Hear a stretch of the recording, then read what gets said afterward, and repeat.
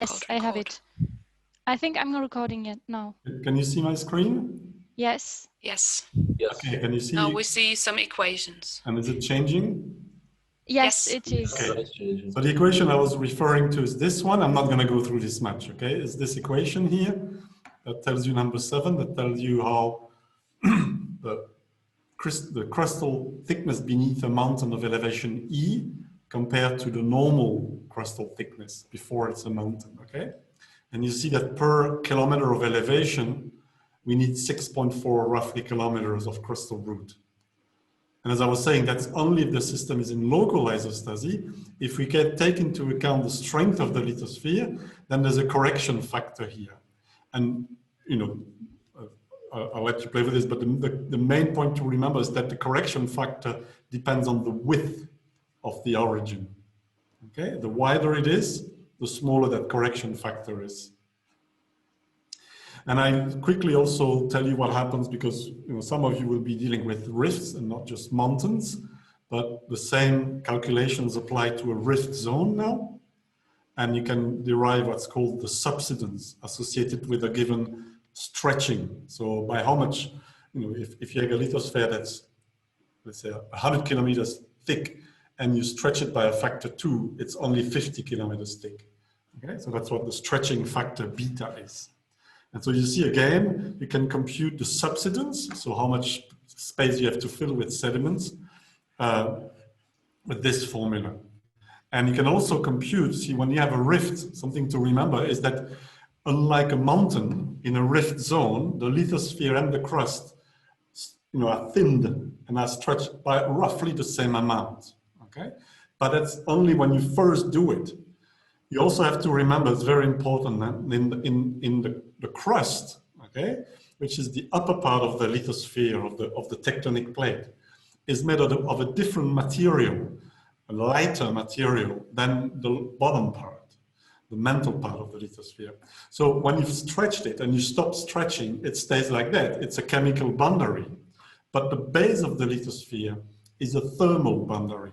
It corresponds to an isotherm. So when you pull on it, the isotherm is brought up, the 1350 degree isotherm is brought up, but then if you stop pulling or stretching, then it will simply slowly relax with time because it's an isotherm, okay? It's just by losing heat through the surface, this isotherm will, until it gets flat, like shown here in this diagram, okay? And you can also then find what is the final subsidence, how deep the basin is after the lithosphere is cooled down, and that's this formula here. And so this is great, very smart guy called Dan Mackenzie, quite a long time ago now, figured that out. And he showed that a basin should, when you stretch it, it should subside very quickly to this level here, given by the first formula. Yes. And then it will keep subsiding as the lithosphere cools exponentially like this, and it will tend towards this other value given here. And the rate at which it goes down is exponential with the time scale, and exponential time scale. Sorry? Yeah. Oh, no, sorry. I'm not sure I get it. What sites? What part of the sites? Okay. Is he? So, oh. The characteristic time scale of this is about 60 million years. Okay, that explains these long-lived basins. Then I have a very quick word on dynamic topography. Okay, and basically it arises when there is flow in the mantle. The flow, because the flow diverges, it gets to the surface, it exerts a stress on the plate. And in the Earth, the sum of all forces must always be zero everywhere in the Earth. Okay, there's a principle in earth sciences on geological time scale, there is no inertia, no acceleration. So you remember Newton, it tells you sum of the forces equals m gamma, gamma being the acceleration. For us geologists, there's no acceleration on geological time scales. And the reason is because the Earth is so viscous that it doesn't have acceleration. I keep telling this very simple experiment. If you take a pot of water and you put a spoon in it and you turn and turn and turn, and when you remove the spoon, the water keeps moving. That's inertia. Okay? If you do that with a pot of Nutella, it's really, really hard, okay? But if you're very strong, you manage to do it, and then you pull the spoon, the Nutella just stays there, okay? So there's the same thing in the Earth. If you remove the force, instantly it stops. There's no acceleration, no inertia. And because of that, because you're exerting a force there, the lithosphere has to do something to create an opposing force so that the sum is zero. And the only way it can do that is by creating topography. And it's the extra weight of the topography that exactly balances the stress there that you have imposed by the mantle flow. But what's interesting for us is that if you erode the topography, you have to recreate it because the mantle stress doesn't go away. And so this thing is really interesting too, is that you can show that the mantle dynamic topography can be eroded about, again, 6.4 times. So if you have 1 kilometer of dynamic topography, to get rid of it, you have again to remove 6 or 7 kilometers of material until it's gone. And finally, there's another very important source of dynamic topography. It's that associated with subduction. So if you have let's say, you know, any place like this could be on the one side, Adria, you know, subducting under Europe, Eurasia, to create the Alps. Okay, or it could be a real subduction system, like, you know, the Pacific going under North America. Okay, when that happens, there is a corner that's created here between the upper plate and the subducting plate, and in that corner, you know, the flow here of this plate drags the mantle to form what we call a corner flow. And this means that if there is a flow like this, there must be a pressure difference between this point and this point. There must be higher pressure here, lower pressure there. And the plate bends like this. So the surface of the Earth bends, but it happens on a very, very long wavelength, several thousands of kilometers. Okay, and there are big basins like that. There's an active one of those basins in Australia. It's called the Eromanga Basin. It's still, you know, this ancient subduction that stopped now created this very long basin. And finally, I put a lot of references. A lot of it is actually my references. So I'm not saying that I invented all of these concepts. It's just that I described them in those papers. And if you go there, you will find the original, okay? So I'm not claiming anything. It's just that in 2 days, rather than trying to go back to the originals, I just put my references, use them. And of course, if you want to cite them, I get a bigger H index. I'm joking. Good. So can I ask you a question related with that? So, because I have this question about, like, in the cases when you have delamination, or in the last case when you have the breaking of the slab. Yeah. How does, like, the rate of reaction of the isostasy compared to, let's say, the erosion? Because when you have that kind of delamination or the breakup of the slab, of course you will have uplifting. Yeah, so if I'll answer in 2 cases. First, pure isostasy. Okay, if you consider the time scale here, so I'm not talking about dynamic topography, but let's talk about this situation, okay? The time it takes for the lithosphere to be in local isostatic equilibrium or in flexural isostatic equilibrium is, for us, almost instantaneous. Why? Because it relies, and I'll show you, go back here, it relies on this assumption, okay, that every column of the lithosphere up to a certain depth must have the same weight. Because at that depth, the viscosity is very, very low. It's like an inviscid fluid.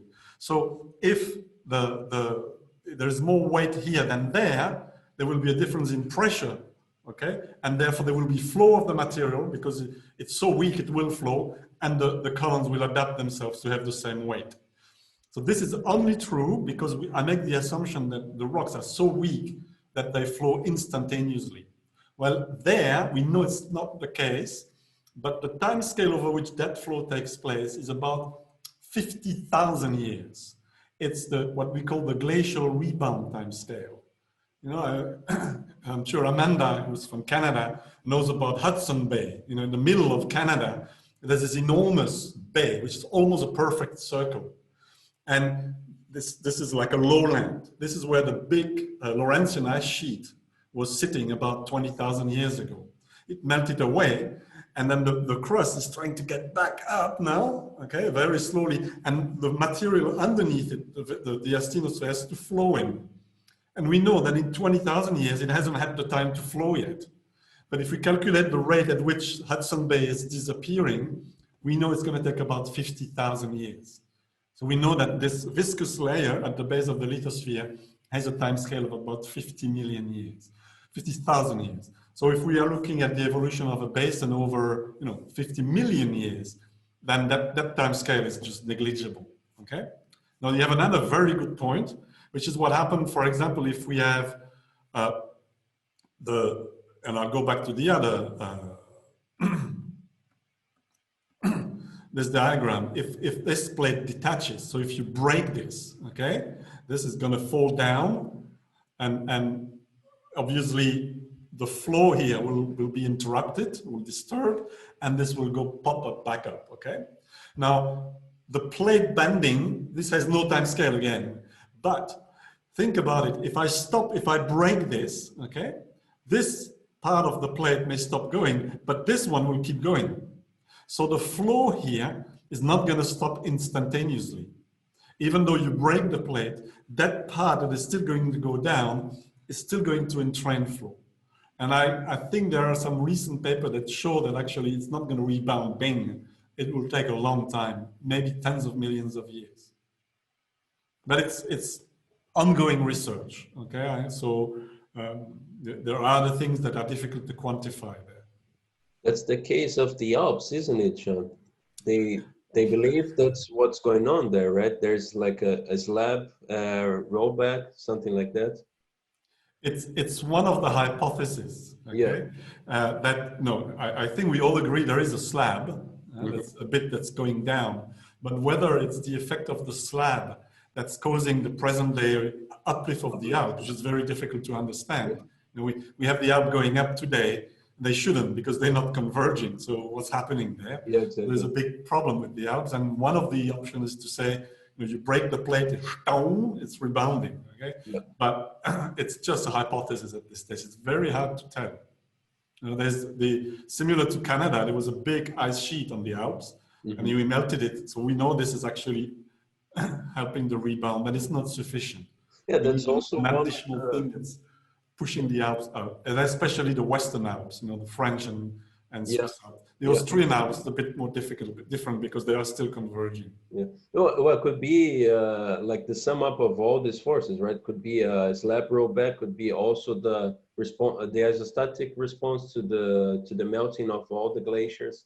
Yeah, and there are other potential, if there's this idea that the Alps, because they're not converging, are also subsiding in the center and kind of the other massifs are uplifting while the center is collapsing, and that's why the Mont Blanc, the highest point and most of the highest peak in the Alps are actually on the outside, not in the middle. Yeah, exactly.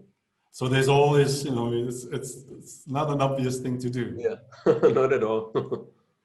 But you're correct. Whichever the solution, the sum of the forces must be zero. Exactly. That's the only thing we know.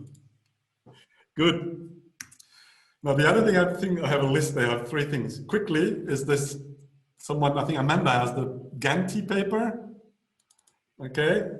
I found it, and I think there's another one that's simpler than that, but this is the only one I could find yesterday, and it's a bit heavy on the mathematics side, so I'm going to send it to you guys. I'll put it in the chat, but, no, what have I done? Hopefully I can go back this. Can you still see my screen? Yes. Okay, good. I want to go in the chat. Here we go, I'll open the chat. And I'll put this paper. So it's as I said, I really like, Caroline, did you restart the recording? Yes. Yes, okay, I think so. Well done. But I don't think you're going to read this in 10 minutes, okay? I'd be happy at one point maybe to make a summary, like an understandable summary of it if you want, but sorry about that. And then finally, it's someone asked if we could do stratigraphic blocks, you know, out of FastScape. And so I did this very quickly to show you an example. But before I do that, I wanted to tell you quickly something that I've only briefly mentioned. You have to understand that, well, I think I told you that I started developing FastScape, you know, 10 years ago, and I'm a Fortran man, so I wrote it in Fortran, okay? And then someone asked me, maybe 5 years ago or so, to write a version that could easily be connected to another code, like typically a mantle convection code, so that we could put a surface process model on a complex, you know, tectonic or mantle dynamics code. So I rewrote completely FastScape, and I created this version that is on GitHub that you can have a look at, which is entirely written in Fortran, okay? And it's basically made of a series of little functions that do all sorts of things, one after the other. Very simple things like set the resolution of the model, set the length scale of the model, set the time step of the model, okay? So these are many little functions to set one by one the parameter values. And it's all explained on the web. And there are some examples. I'm going to show you an example. I think I can do this. No, I can't. I can't show it to you. I thought I could. But you know, if you want to use it, you have to write a bit of Fortran and then one by one do these things. If you look at the examples that are given here, it's all quite simple to use, okay? But also, when Benoit started to develop his framework, he told me that he needed also small pieces like that, but they had to be accessible from Python. So I wrote a little interface so that everything here now is callable from Python as well.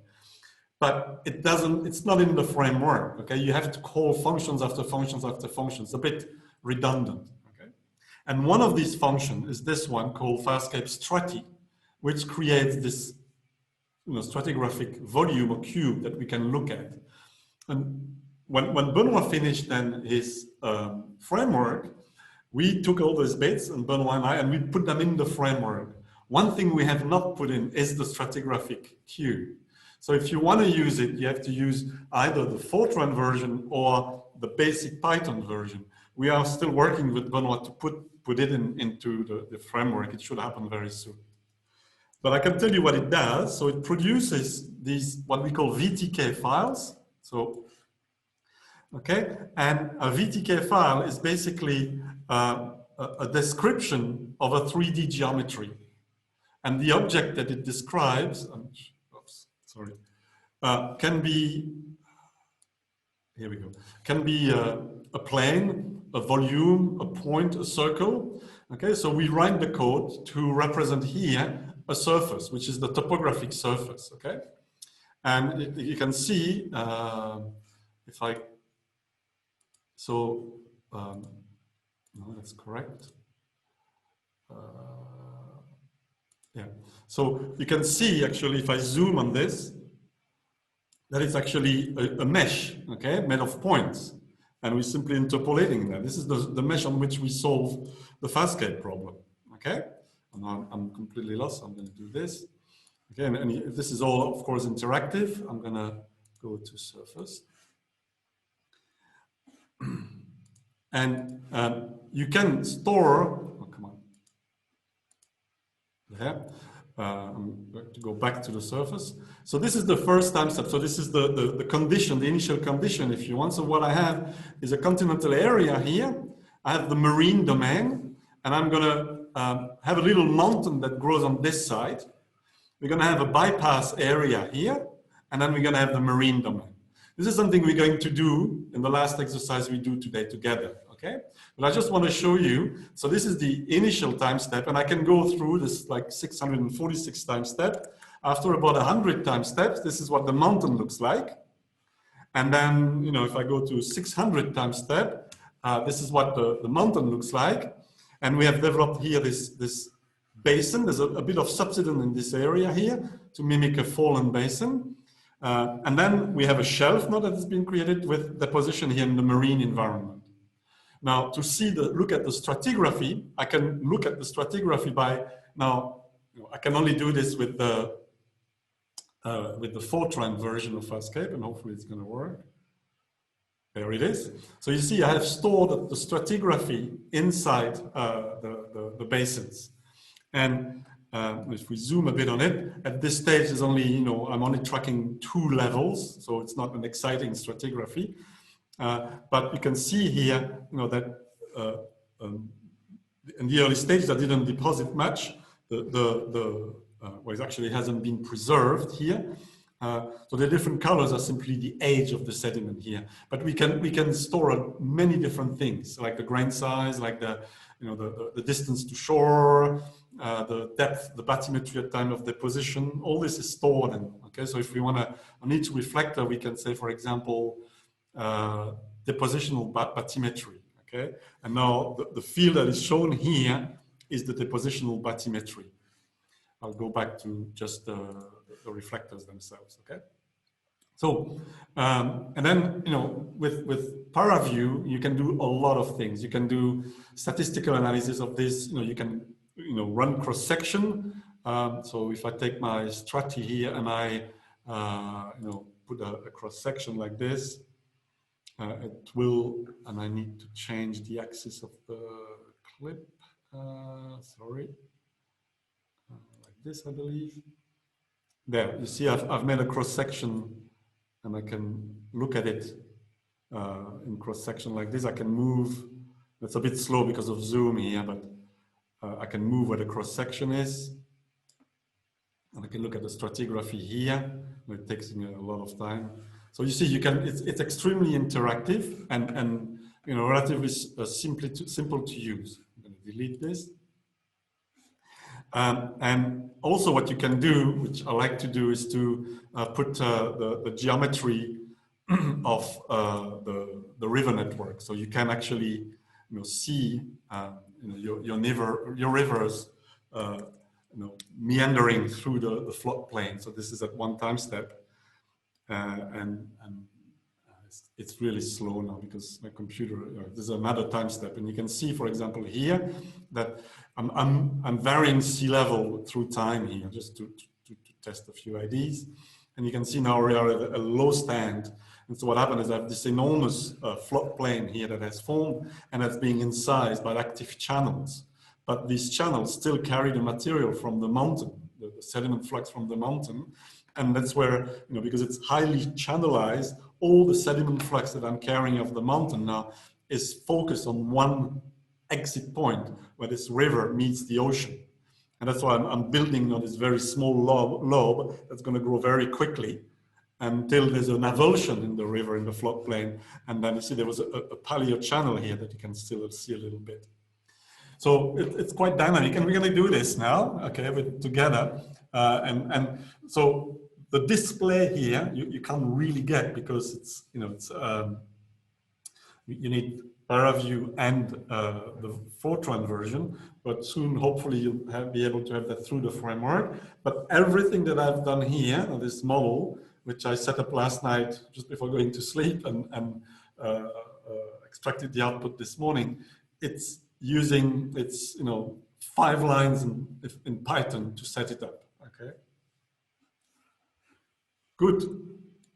Any question on that? I'm sorry that I'm showing something that you don't really have access to, but it's a very nice tool, and I've used it a lot also to make animations. So you can actually animate and make little movies, and these are very important, especially when you start changing sea level, to actually see what is doing, where things are and how they're moving. So I'm going to kill this because it's really using a lot of memory and for some reason my computer. Can I ask? Yeah. What kind of data you use to make these models? Usually. Data? I mean, there's no data in this. It's me. I've just decided, like we've done in the notebooks, of an uplift rate for this mountain here. And there's no subsidence in the marine part. I'm assuming like an ancient seafloor that's not moving. But there is a group that maybe some of you may know, that are part of the Colors program that's funded by Total, and they're using FastScape to try to reproduce the tectonic history of the Pyrenees and compare it to the stratigraphy in the Aquitaine Basin and in the offshore basin, the Bay of Biscay. So the idea is that you make a model that you can then compare to real data, to the stratigraphy. But as you'll see in a moment, that comparison is very difficult to make. And we're going to do this now, and you'll see it's a very complex problem. Thank you. Good. But just to finish, you can see here on the side that the reflectors are kind of nice and smooth. If I look at especially the fallen basin, I'm going to try to navigate to the fallen basin. Okay, here. And if I zoom on it now, let's hope it works. Yeah. So you see how the general stratigraphy of that basin here is kind of smooth and happy. Okay, I'm sure it's not very easy for you to see, but see, I'm looking at the back of the mountain here, which is not something you can easily do in a real world. Huh? But you see that there's like a nice and smooth stratigraphy, but you also see that in it, there's a lot of detail, because that's the problem with a basin that's fed by meandering rivers or avulsing rivers, is that there's a lot of orthogenic processes taking place. And so these are kind of disturbing, as Sebastian was saying this morning, the real signal that's of interest to us, that's related to the tectonics or the climate. Okay, can I ask another question related to what you just said before the avulsion? So what controls the avulsion of the rivers in your models? Yeah. How do we determine that? So it happens kind of, we'll see, naturally in the model. If we use the equation I showed you yesterday and we solve them, the model is itself generating its own avulsions. Yeah. And the frequency at which they happen is a function of the depth of those channels and the sediment flux. It basically, think of it when an avulsion takes place, the flow of water, okay, is going to try to find a new path on the basin, right? And in doing so, it's going to size a channel very rapidly, and then it will spend some time now having established a nice profile in the basin for its new course. It will start filling up its channel. In fact, these models even predict the formation of small levees on the side. Yeah. Okay? And this is something that is seen in many deltas, that they form slight levees, but at some point, the levee gets so unstable that the water will basically, somewhere near the source, most frequently, will jump and form another channel. That's an avulsion. And the time between the two, you can guess, is a function of how deep the channel first in size, and then the sediment flux, the depositional rate in that channel. There's a lot of work on that by people who try to quantify it in the field, and we can use that to constrain our model. Okay. So by the equation, it is like self-generated by the equation that. Yeah. See, that's the fascinating thing. Yeah. That let's go to the my computer is super slow, so I'm going to stop this. Okay. It's really the really fascinating things. And if I go back to this first notebook that I showed you yesterday, what we are solving and only solving is this equation. Okay, and in the basin that I was showing you, there is a little bit, in the basin in front of the mountain, there's a little bit of negative uplift or subsidence, but it's really these two equations. So all I'm doing is that at every point, I compute the slope, the drainage area, and the sediment flux from upstream. I combine them in this way. K is a constant, G is a constant. And I calculate how the topography is changing. I do that at every point.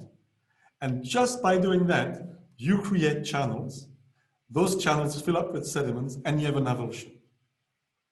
Okay? So I'm not saying you should have an avulsion now, or this is the criteria for avulsion. They happen naturally just by solving this equation. So let's go now to, I'm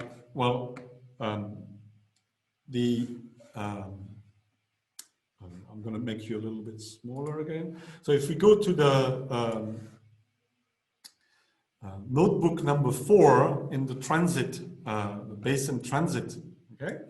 Many of the notebooks look the same. Huh? So we done, there was a question about sediment compaction. In the marine environment, yes, we have a module for compaction, but not in the continental environment yet. So for this notebook, they all look a bit the same. I remind you what we did to have the stratigraphy. It's like in the previous notebook, we've imported the marine model and have removed everything that's marine about it. But in doing this, we have the stratigraphy model that we can use. So in this experiment now, if you want, or model run, we're going to do exactly the same thing as we did yesterday. We're going to set up a silly basin that doesn't have a mountain next to it, just a sediment flux, a source of sediment that's coming from a few nodes on the side, a very narrow column of nodes. And we're going to build this profile that Marine realized was not really a proper profile. And then what we're going to do now is we're going to subside it a little bit. So we have a basin that's forming, and we're going to apply, like we did for the mountain case, variation cycles in precipitation. Okay, so and see how the system responds to it. So I remind you, this is something we discussed with Sebastian yesterday and this morning. What happens to a system that's mostly in transport and deposition, so not the source anymore? What happens when you increase precipitation rate on that, or the water flux? Okay, so I'm going to run these cells with you. It's extremely slow, so I don't know why, but we'll see. So I'm importing the marine model, but getting rid of most parts of the marine model. That's what it looks like, remember? And then here we're going to do, as usual, you know, we're going to have the normal geometry we use all the time, okay, like a square, 100 kilometers. I have a very fast, unreasonable uplift in a very narrow zone. It's only the first square on one side of the model, but I will have a more normal subsidence in the basin in the shape of a, it's going to subside only like this, only one side going down, the side next to the source. So let's run this cell. And then here, all I'm doing, you know, is what we did previous time. I'm creating a precipitation function that I put in K and G, okay? And I will, this, for example, here, when I have this variation in precipitation, that's with a period of 1 million years, I believe here. Now, what I'm plotting here is G, okay? It's not the precipitation. I think if we plot precip, it will look like this. If you plot G, okay, it looks like this, because remember that G depends on the precipitation rate, but it depends as 1 over precipitation rate. So the more water you have, the smaller G, and conversely, okay? Right, and then I'm gonna put all of this, okay, in the model. So now my K and G are a function of time. And we're gonna run it. Okay, it's not too slow. It's a bit slower than normal. I do not know why. Have I many stuff running here? This one is not doing really anything, so I'll leave it. I don't understand this, why it's so slow. Is the precipitation applied over the entire area or just at the source? Okay, very good question, Amanda. It's only on the basin. It's not at the source. So in fact, I didn't want to go into this detail because it's a bit not complicated, but it's a couple more lines. K and G, or K actually, K is a function of time and space, so that I don't have variations of precipitation in the source. So really what we are looking here is only what is the effect of changing the transport capacity of the rivers by changing precipitation in the basin. And we assume the flux is constant. Okay? So, of course, in the real world, both happen. But I want to just think simply on what happens when we vary just the transport capacity of the system. We can do the 3D visualization, but it's not very useful. I mean, it's the classic, this big wall that doesn't correspond to anything. There's not much to see if we play it. It's, we can see, obviously there are things happening, but it's really hard because the topography is so small there.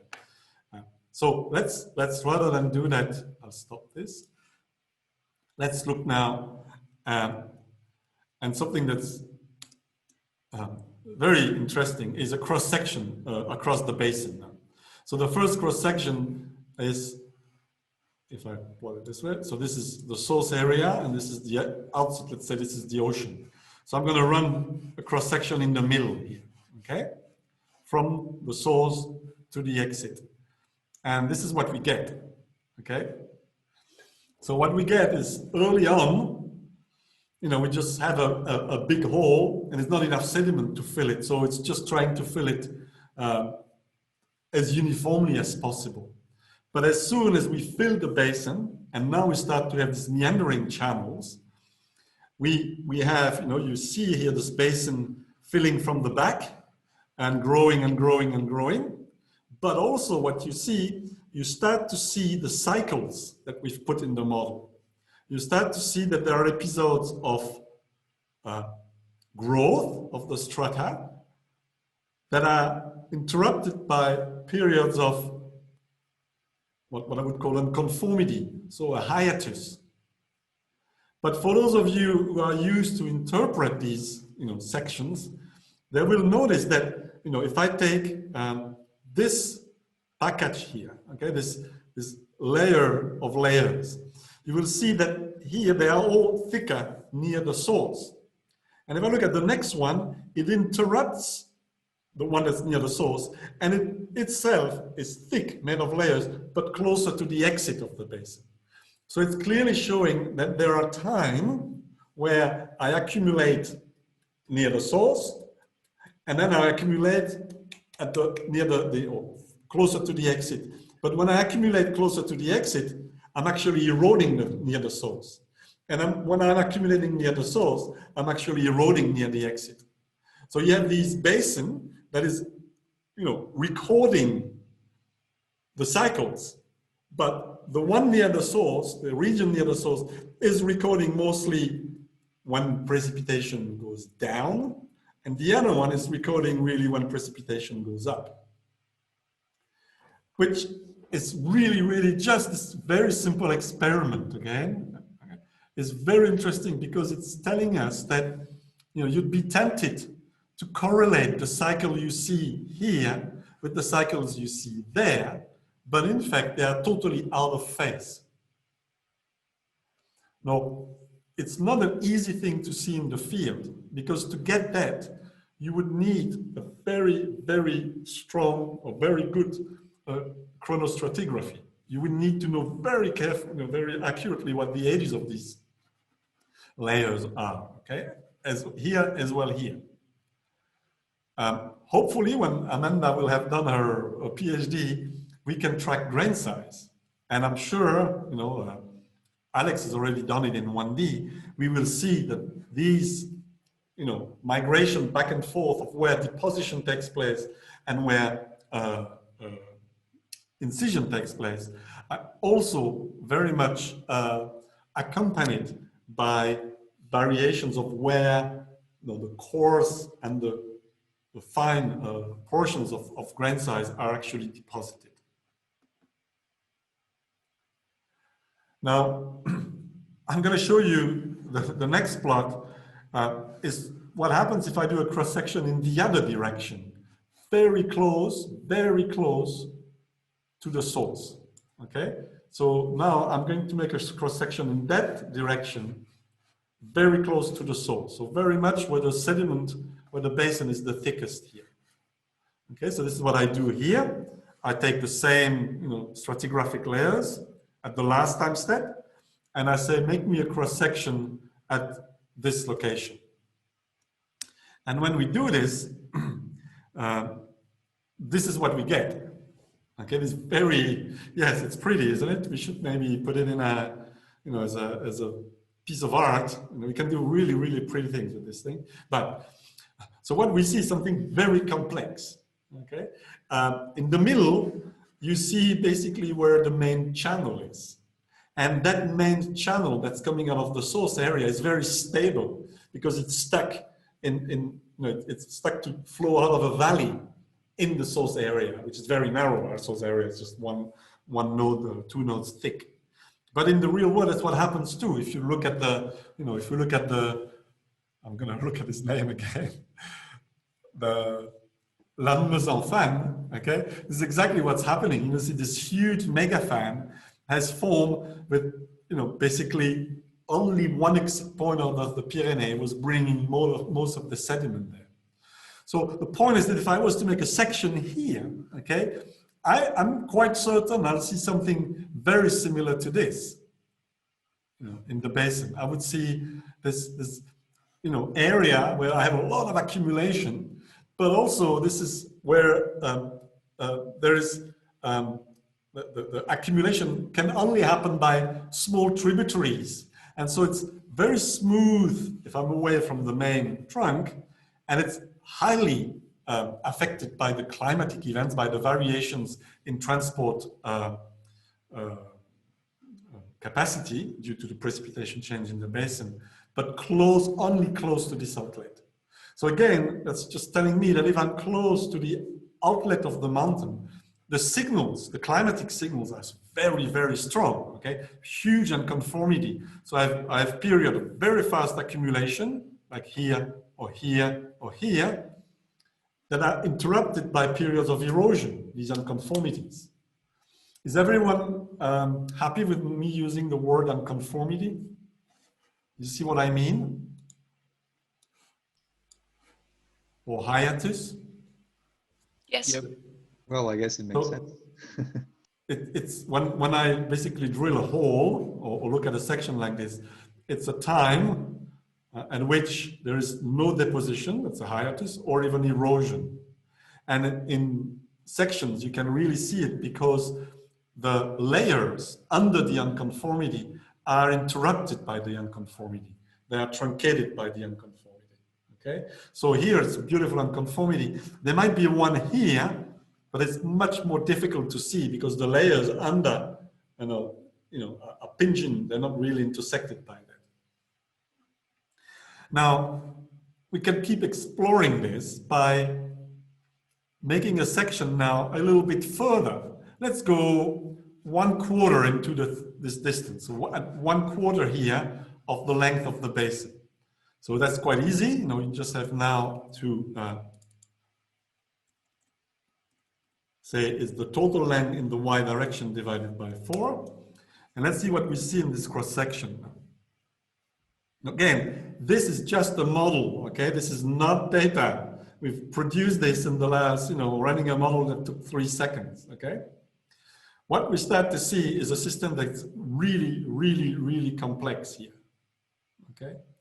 And the complexity comes from this very active motion of the channels that are used to transport material and deposit it. Okay? Most of the deposition happens in a channel or around the channel. So what you see are these little lobes. You see, you can see here a beautiful little channel that was formed.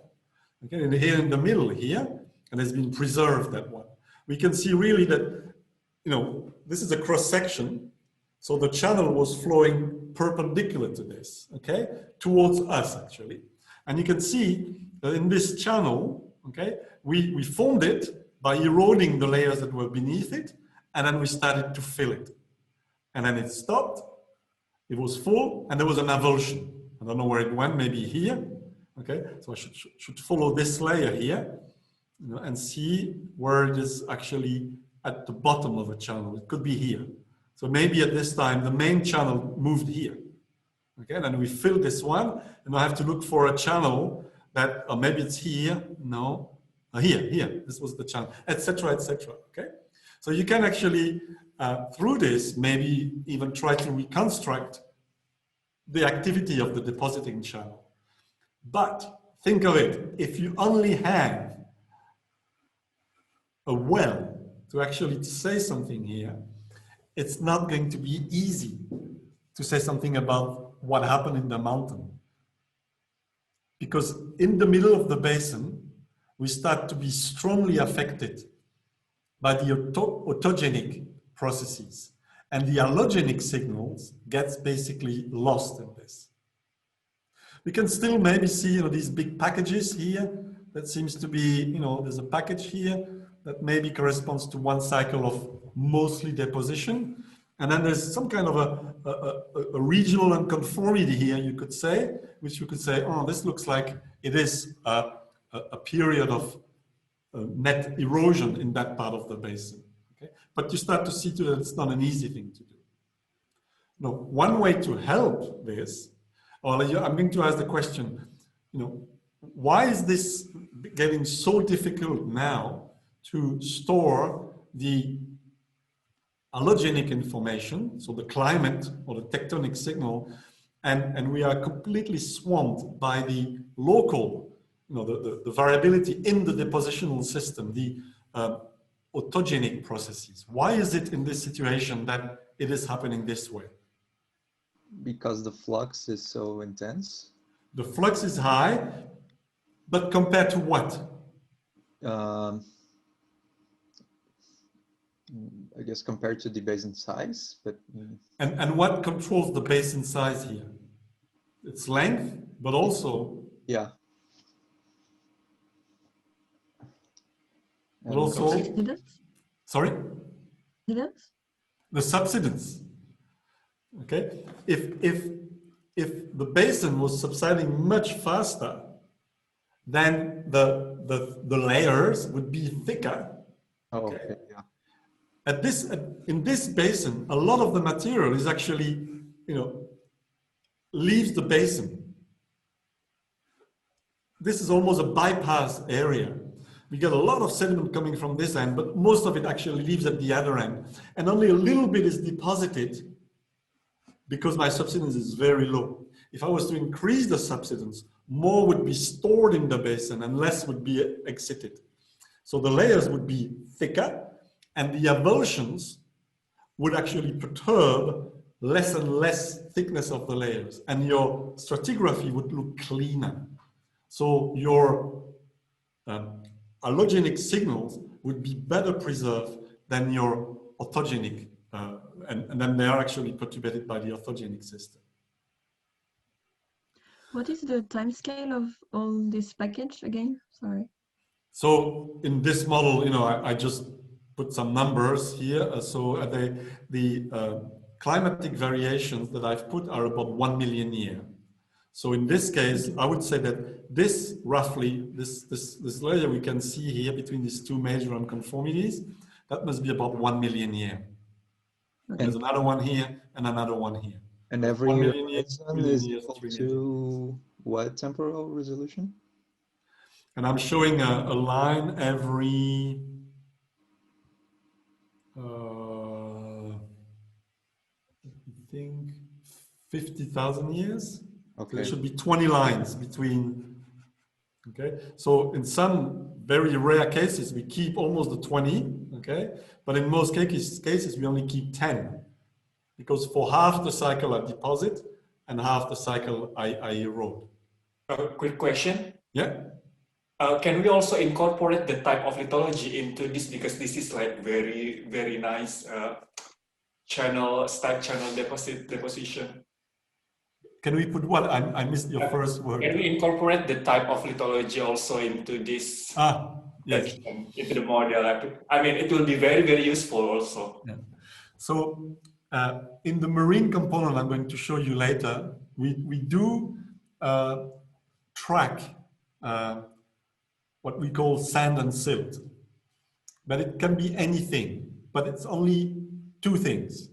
So if you want to say, you know, I have lithology A, lithology B, we can track them, but not in the continental domain. This is something that, you know, Amanda will work on with the grain size, and with this new Lagrangian approach that Amanda mentioned, that we are developing too, we will be able to track anything. So, you know, any characteristic of the source area, we can track. And it will be properly done in the sense that if you deposit something and it's later remobilized, we will track it properly. But we don't have that yet. Hopefully in a year or two, we will have that. Yeah, because we can also, I mean, like for the implication to the oil industry, something like that, you can have the prediction of the reservoir continuity, something like that. So I think it will be very nice if the type of lithology also can be incorporated. But thank you very much. Are you already looking for traps? And no, it's very amazing, the models. Thank you very much. Yeah. I have a question too, if there's time. Yes. So if you really wanted to look at the signal of, say, a climate event, would it be better to look at a cross-section at the source and then at the sink? And then if there's a big difference between the source and the sink, maybe then look at the basin, but the basin maybe wouldn't be the best place to try to capture that signal? Yeah. It's hard. I mean, I don't want to say it, Amanda, but it seems obvious to me. The problem is that, you know, we're going to spend the next 3 years looking at the basin. So now there is a lot of information in that basin, but it's not easy to get. The advantage about the basin, these basins that now most of them, you can go and walk into them and do that. The marine environment is often still in the marine environment, you know, the marine record, and it's only when it's actually exposed. You can go, you know, we're talking about the Pyrenees as the source, and the fallen basin, as we call it, so, you know, the Aquitaine basin. So we have the Pyrenees here. They are the source for us. The basin here is the Aquitaine basin, is this transit area. And then the Gulf of Biscay here is where all of the sediment ends up at the end, okay? Now, we know in this region that during the early stages of growth of the Pyrenees, most of the sediment were trapped here. They never made it to the ocean. But then at some point, that gap, you know, was full. And then it overspilled into the ocean. And a lot of sediment is in the marine domain. Okay? So there's information in both, but most of it is in the marine domain. Hard to get. You know, we can get to it, but it's hard to get. But we can also get to this marine domain information for all the system. The Pyrenees, for example, or the Alps, part of them are old marine systems that have been pushed up in the air. So I'm sure when we'll do the cross-section in the Pyrenees, and Miguel maybe can say a few words on that, there are parts of the Pyrenees which show us rocks that were deposited before the Pyrenees was a mountain and was actually a rift and a little bit of ocean with marine sedimentation. So we can look at those.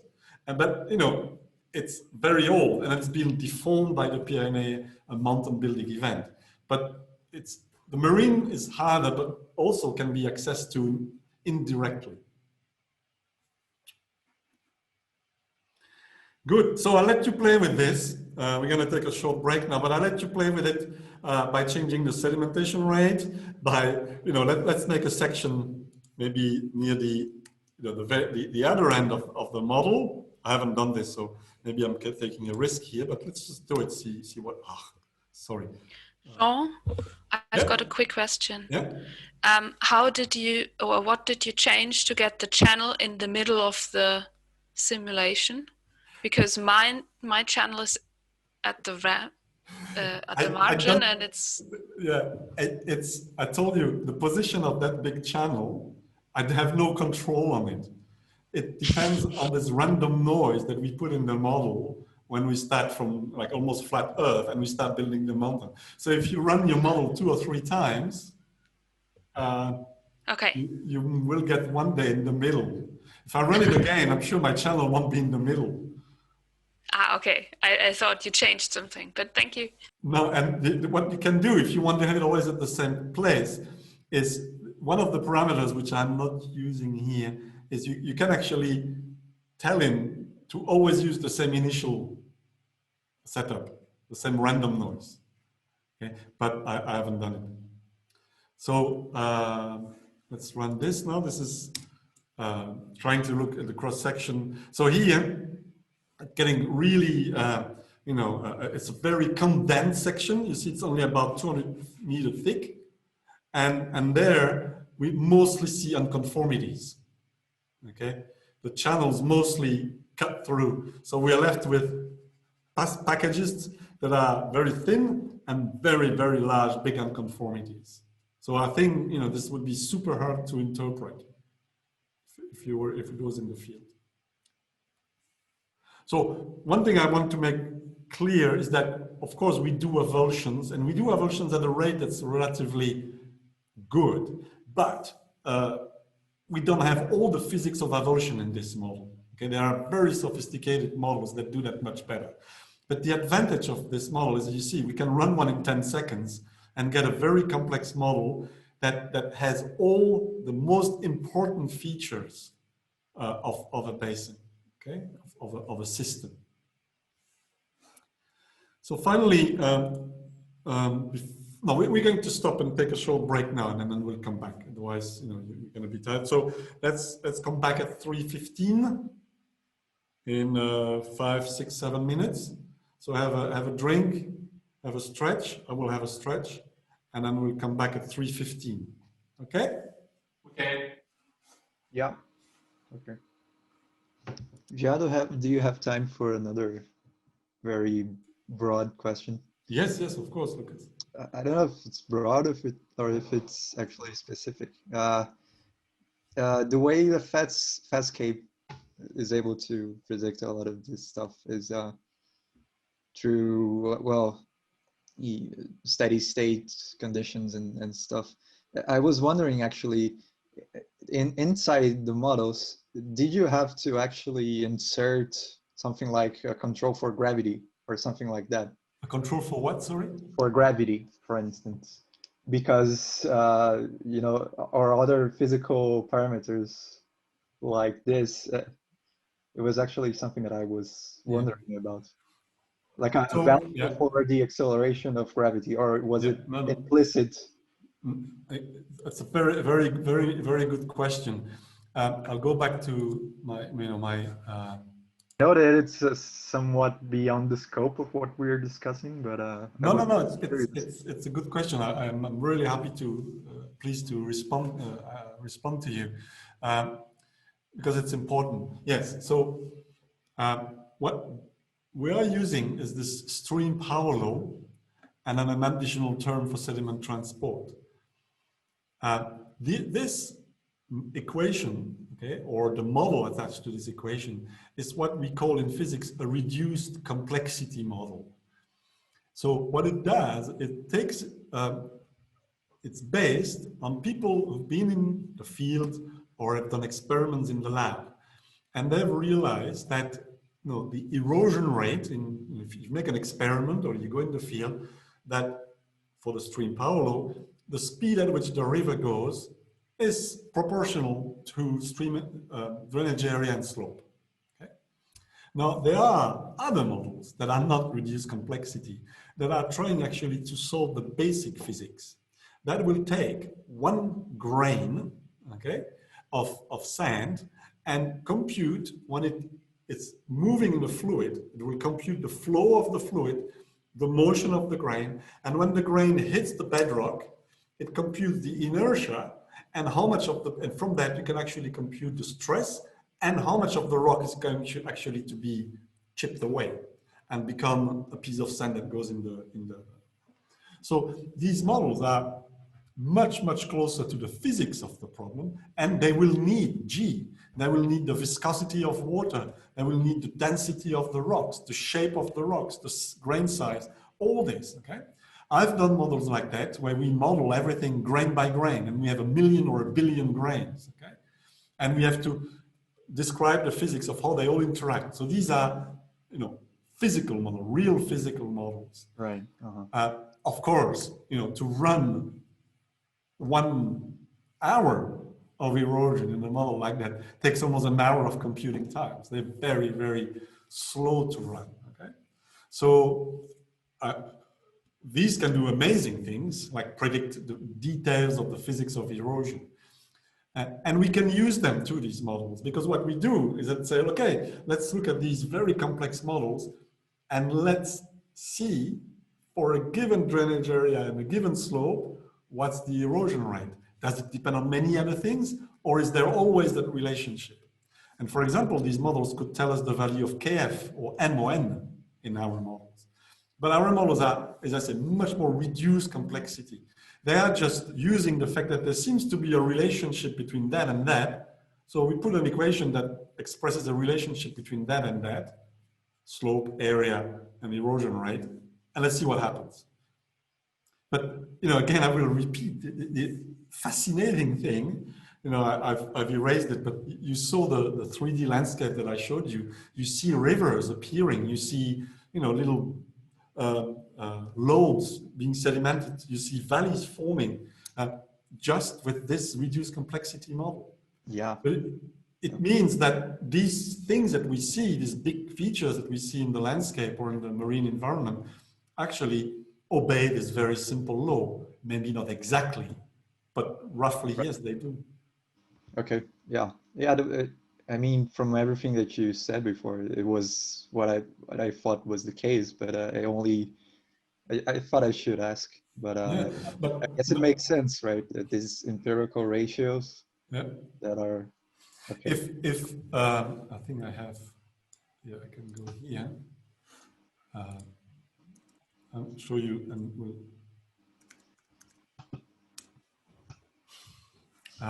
This paper I wanted to show you this one. So this is the theoretical paper that we have used. I'm just, sorry, I have to deal with you guys like this.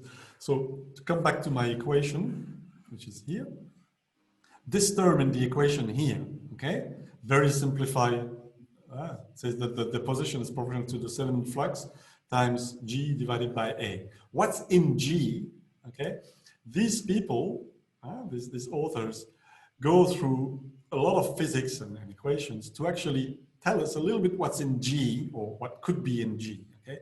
And I'm not going to go through the details, but basically they are trying to interpret it as express it as being related 1/, what we call the saltation length of sediment in a river. So when you transport sediment, they not just float in the water and transport it. They basically jump. Okay, that's bed load mostly. There's of course a very, very fine thing that's almost dissolved that might also move with the flow. But most of the important thing for us is the bed load or the medium-sized bed load. And that bed load moves by jumping. And for a given grain size and a given velocity of the fluid, you can kind of guess what's the average saltation length. And if you put all this together, you come up with this rule that the flux of sediment, the amount of time that the sediment spends in the bed load compared to the river is a function of the discharge of the river. And this is exactly what we say with our, formula. But here they do it by, comparing it to the saltation length, taking into account, the density of the fluid, the density of the grain, and blah, blah, the grain size, etc. Okay. Oh, very cool discussion. But the erosion do not depend on the grain size, does it? Yeah, so at this stage, you know, because we don't track grain size in the continental domain, we can't put in stuff that depend on grain size. So there are two things about grain size. The one that's very useful for us, it's grain size is just a passive thing. You know, it's because we know that, you know, the small fraction and the big fraction are transported differently. It's like, you know, we colored some of the grains blue and some red, and these are transported different than those one. And then by looking where the red and the blues are, we can figure out something about the flow, you know, the climate, etc. But it's also possible that because they're transported differently, they affect the system as well. The way the rocks are eroded. You know, we know that bigger size grain will be more efficient and carving in the bedrock, helping carve into the bedrock. But all this we haven't been able to put back into the model, this one. There's another set of models developed in the section too by Benjamin Camford, who looks at that. You know, but it's much slower than this. You can't use it like we are using FastScape again. You know, it takes, you have to track the grains, you have to track the, you know, it produces landslides, it can dam the rivers can form a lake, you know, much more complex, but to run a model will take you an hour, basically. Not 1 because second. I find it interesting that we have more erosion in the downstream parts of the system than in the upstream. Because well, when we look at an alluvial fund, for example, we see more erosion in the upstream part than in the downstream one, because we have more flat plain maybe in the downstream. Yeah, very good point. But you know, if we look, what this predicts, and it's just a model, is that, you know, there are times where, you know, the climate is less wet, so there's less water. Then at those times you deposit more here and erode here. But there are also times, you can see there are big unconformities here as well. And here there are packages that are being deposited. So it depends where you are in a wet or dry period, where you are depositing and eroding. Okay. And you could be in a system there, you know, where the rate of change, it's an exercise we're going to do quickly, is so fast that it doesn't sit, it doesn't have the time to adjust, or that the rate of change is too slow and it's constantly adjusting and you don't see anything changing either. But, you know, in general, of course, you deposit more here and you deposit less there because the subsidence is bigger here than there, just that. And because the sediment thickness is bigger there than that, okay, due to the depositional profile. But you can have massive disposition here and erosion there at the time of enhanced precipitation. That's what we're going to show now by looking at the flux. So like we did yesterday, I'm assuming you're all back from the break. So we can calculate the flux and again plot it. So now this is the flux coming out of the system. Okay, now we do the average of the erosion over the basin. And now I remind you something is that this system is a bit different because there's a source, but there's also subsidence. So some of the sediment is stored in the basin. So this flux is what is actually getting out of the basin. And what we see is this oscillations, okay? So the blue is the flux and the orange is the precipitation variations that I've put in. And here, now I'll let you interpret it. What do you see?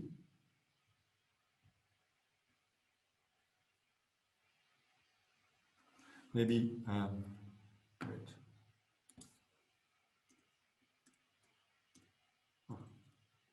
Make it easier, I do this, yeah.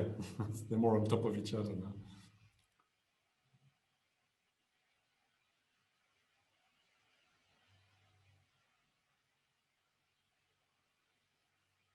So in this system where the flux in is more or less constant. Okay, so it doesn't vary because I'm not changing precipitation in the source area. We see that the flux out is kind of constant, you know, but then when I have the precipitation cycles, it varies in phase with the precipitation signal. So what does it mean?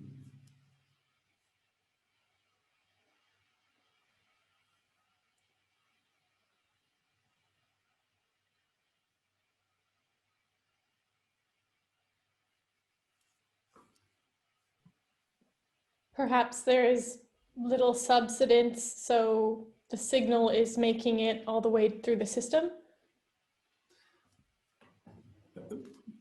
The signal comes from the basin because it's precipitation on the basin. So we see here, you know, in this, that we have these oscillations that I store preferentially there or store preferentially there. So if these oscillations were purely contained in the basin, okay, then the flux coming out would not see it. But the fact that the outgoing flux sees these variations means that some of this signal makes it all the way to the end of the basin.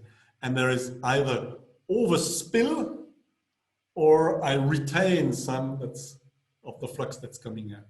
Okay. So even though the basin is mostly a bypass region, it is able to contribute to the flux in some way, to the variation in the flux. So you have, the point is here that if you have a source area that's constant, a constant sediment flux, you can create, by varying precipitation in the basin, you can create very complex stratigraphy and cycles, but you can also create flux coming out of the basin that is not constant with time, that sees the variation. So think of it, huh? you have this wedge of sediment that gets thicker near the source in the basin or thicker near the exit point. But these oscillations are strong enough that it will actually overspill out in the marine domain at the edge of the basin. So I'll let you play with this because I have another couple of things to show you. But let's maybe do a simple experiment. Let's do like we did. It's worth it, and make these variation. Let's first try making them shorter. Okay, so you know, making a much more rapid variation in flux, and see what happens, and how they are first recorded in the basin, and then transmitted through the basin or as an output signal to the basin.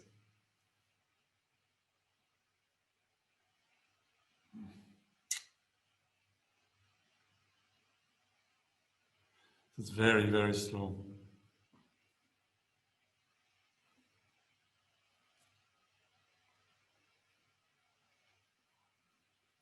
When you work with the FastScape, you become very, very quickly impatient.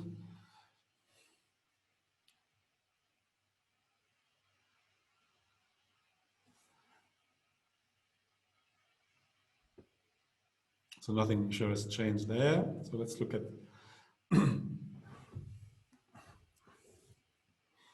so we see something kind of similar, except that now, you know, we have almost two regimes to this basin. The first one, when we're filling it, is clearly shown here, and then the one where it's actually become now a bypass basin. Okay, so we first fill it, and in that filling period, you know, the variation in climate didn't do anything. But then when we, when there were no variation actually here, correct. We didn't impose climatic variation. And then we impose the climatic variation, we start to see them. But they are mostly seen in the upper part of the basin. They don't seem to propagate very far down the basin. Things are getting very, so if we go back to you know, the closer to the entrance to the basin. We see a very similar system, but at this level here, you know, the preservation gets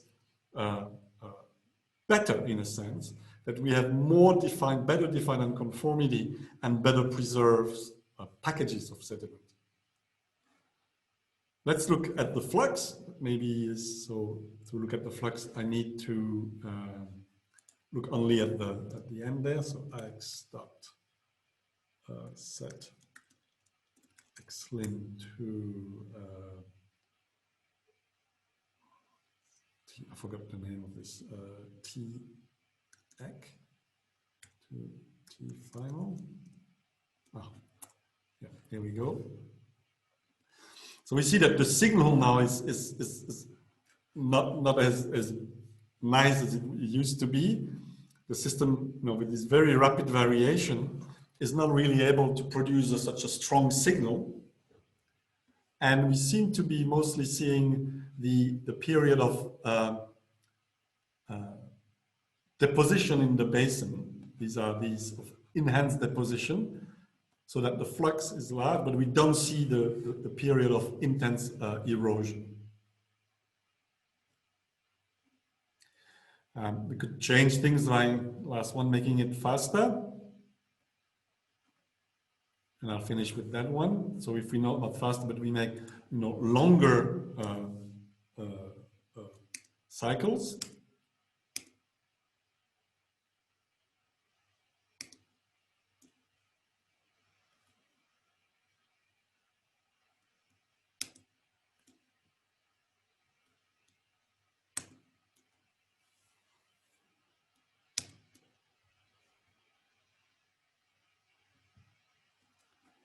Almost there.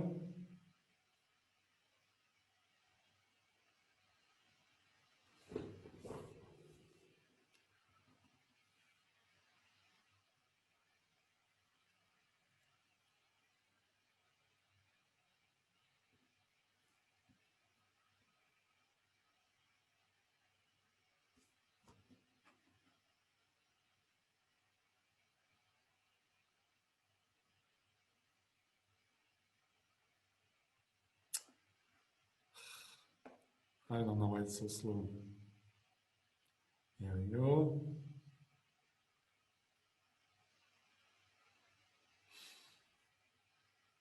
I have a feeling that this is going to crash. That's definitely related to the Docker approach.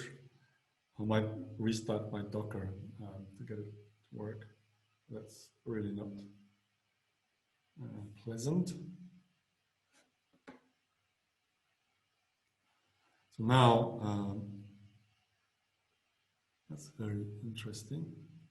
So what we have here is a very, you know, the variations that I've put in the basin. Oh, that's not massive subsidence here. Why have I done this? Oh, I know. Oh, I know. Sorry. Oh, it shouldn't. Oh, I know what's happening. It's not a very good thing to test, because, you know, I've stretched time so much, okay, that now I have this very, very deep hole that, you know, cannot be filled by the source, which is not changing. So it's not a good experiment. I shouldn't have designed it like this. So we're not going to go much further with this. It's not really meaningful here. Good. Let's take a little break, a real break now. I'm sorry, but I need to restart my Docker so it's not too slow. And we'll move to the marine part. I'll see you in, you know, or I'll do it live. And I will also get something to drink. I need to. Jean, but I will restart my Docker. Should I stop the recording? Yes, please stop the recording. That's a good point, Amanda. I want to move this to another important part of the source to sink system. It's the marine environment and the marine how we build the marine record. There's actually been quite a lot of work done on that, how you model transport and deposition of sediment offshore in the marine environment. And I think Cecile mentioned this code Dionysos, which is a very good and very complex code that was developed by a former PhD student of François and Cécile, who now works at IFP, I believe, Institut Français du Pétrole, if it still exists. But the software is kind of a fee-paying software now, and it's been taken over. So it's not easy to use, and it's not open source. So that's why, and also it's not really efficient. Like we want everything to be in FastScape. So that's why a few years ago now, we decided to develop a marine model to couple to FastScape.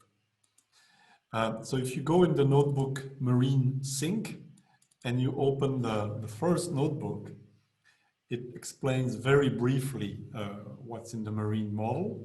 And it also shows you what the typical kind of structure or basin that we want to model, to reproduce. So I'll focus on that first, and then I'll say a few more words about the marine model. But this is a passive margin. Okay, so there's a continent on the right, an ocean to the left, and somewhere very far to the left there is a mid-ocean ridge or a subduction zone. Okay, but let's assume it's a mid-ocean ridge there. So this would typically be, one of the margins of the Atlantic Ocean, either on almost any of its sides. And what you see is this is a deep cross-section that goes all the way to what we call the Moho discontinuity, the base of the crust. And what you see is the continental crust on one side, and on the other side, the oceanic crust. Okay? And the oceanic crust is very thin, only about 8 kilometers thick, whereas the continent is more of the order of 35 to 40. What's interesting to see is that in between this continental crust and the oceanic crust, where what we call the passive margin sits, is a region of a transition region between normal continental crust and normal oceanic crust. And in that transition, the continental crusts look like it has been thinned. And the thinning is even more obvious when you look at the upper part of the crust, which is what we call the brittle part, the part that defolds by faulting. And you see all these normal faults, which obviously shows that there has been extension associated with subsidence to form these either graben or half graben. The sediments that were deposited in these graben, as depicted here, are clearly deposited while the faults are active. So they are what we call syn rift or syn extensional basins, okay, or sediments. But as you see, typically after that extension ceased, more sediment were deposited on top. And the sediment here, most of it, a lot of it, comes actually from the continent. There's also sediment that comes directly from the ocean, like that's carbonates, for example, that are generated by the word escapes me, but basically the formation of little oozes and things like that, that sea organisms create generate with time. But a lot of this sediment comes from the continent.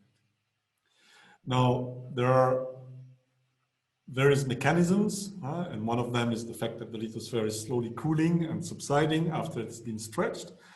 That will cause this shape of this basin to change with time. But we're not going to work too much about this in the examples we do today. We're going to assume that the base of the ocean is fixed. But what we're going to play with is the source of sediments here. And as Cecile has already told you, One of the issues with marine sedimentation is that it is not either a very good recorder of what's happening on the continent, because there are also cycles, very strong cycles, that perturb the marine record, and these are the sea level cycles. So, sea level cycles are often related to climate, but they don't have to. And the problem, as Cecile explained to you, is that the sea level we're talking about is the sea level with respect to the continent. So if your continent, for example, is next to an orogenic zone, a mountain area, or anything, that continent can go up and down. So the sea level, which is strongly affecting your marine record, is not something that we control very well. And, we could say, in a sense, it's part of these autogenic processes, or processes that are difficult to control. But of course, there's a strong part of the sea level signal that comes from the forcing, from the climate and the tectonic forcing as well. So we're going to look at such a passive margin, or an area of deposition offshore. And we're going to use this model that's nothing really new in that model. It uses quite well-known equations. Again, what we focused on is a method to solve this equation very efficiently for FastScape. So I advise you to look at Xiaoping's paper on it, and I'm very quickly going to look at the equations. Okay, and you'll also notice that we've been working with Cecile and other members of the ITN for a long time. As you must have noticed too, the way we actually interact with each other, Sébastien, Alex, François, Cecile, and Fritz, and all the others, is that we've been working on and off for quite some time. And this is how an ITN is actually created, by having people who work together and enjoy working together, putting an idea and a concept that then we get funding for. So the basic equation that we have in the marine domain is very simple equation. It's this one, this equation number 5. It's what we call the purely diffusive model. It assumes that the transport of sediment, the flux of sediment in the ocean, is proportional to slope. Okay, so we say simply QS equals a constant Km here, K marine, times the slope of wherever the sediment is going. Okay, so the slope of the basement of the oceanic crust, but also the slope of the sediments that have been deposited before. The only thing, and what we do is we add what we call a source term, so a sediment flux term, that is computed from what's happening in the continental part. So we use the stream power law, or one that includes sedimentation, and we compute at the seashore the sediment flux coming from the continent, and then we give it to the diffusion equation, and it's in charge of transporting it in the marine domain. There are two things, or three, I'll mention two mostly, that we have added, as I mentioned earlier, is that we are trying to follow two types of sediment. One we will call the sand, and one we will call the silt. Okay, but it can be any different type of sediment. The key is that type 1 and type 2 have different transport coefficient. So we have K1 for one type, let's call it sand, and K2 for the other type, let's call it silt.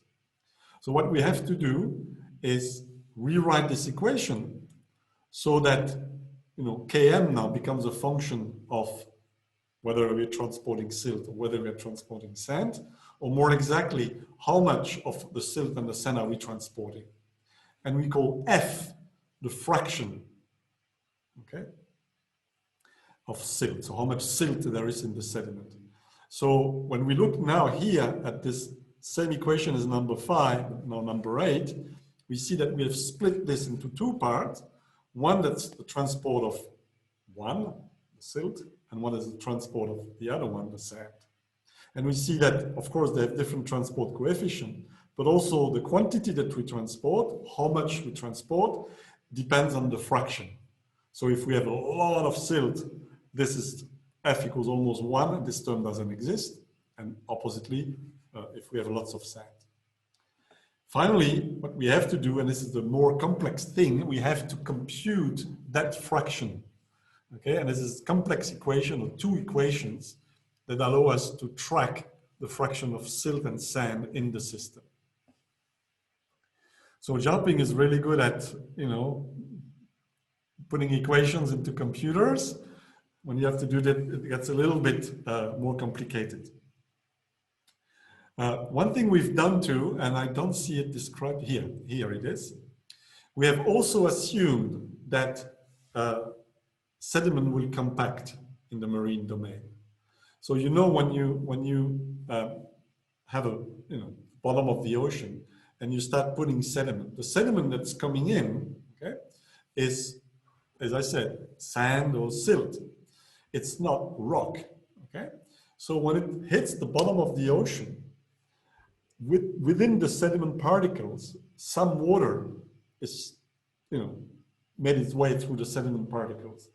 And we call this porosity. That's the amount of void space between the grains that's going to be filled by water at the bottom of the ocean. So porosity of 0 means there is no void, and porosity of 1, there's only void. Okay, so it doesn't exist, of course. Okay? It's pure water. And what we have is this law of compaction, which tells us that as you start piling more and more sediment on top of each other, the sediment that was deposited at the beginning is going to see this increased pressure due to the weight of the sediment, and is going to expel the water by reducing its porosity. And so we have this classical exponential law for porosity that says the porosity increases the exponential of the thickness of material that you've put on top of me. And the other thing we have is, there are two constants there. The porosity, when you deposit the sediment right on the seabed, that's phi 0. And then how fast the porosity decreases when you go deeper and deeper, that's Z0. And phi 0 and Z0 are different for sand and silt. So that's why we also have to track everything. And the compaction is actually not an easy thing to do at all. What have I done? We had to develop a very complex model to actually, in real time, all the time, very fast, compact the sediment, taking into account how much silt and sand we deposited at every point. So this are these equations, but I don't want to go into this. Okay, so the model does all that, and I explained that to you because now we're going to look at the marine model as it's put in FastScape.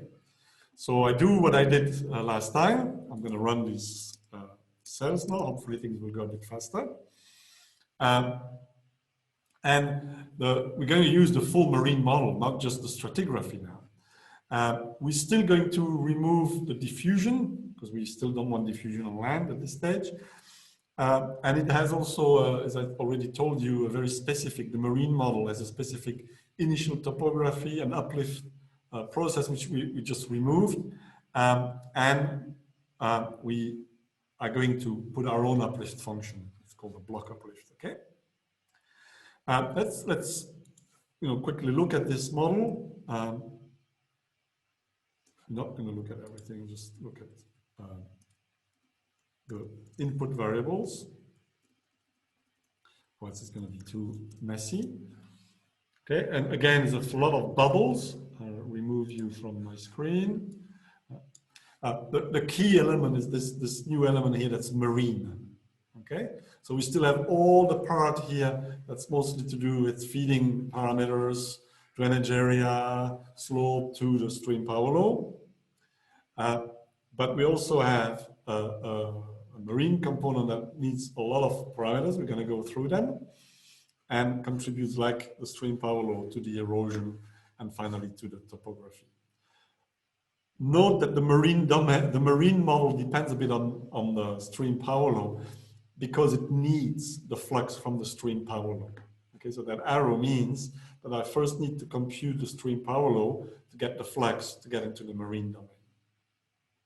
All right, so let's have a normal setup. I'm going to create an empty cell in which I'm going to run, you know, the empty setup, oops, that we are used to, and we're going to look at this empty setup. Now, you know, the number of parameters is getting a bit long. I need to make my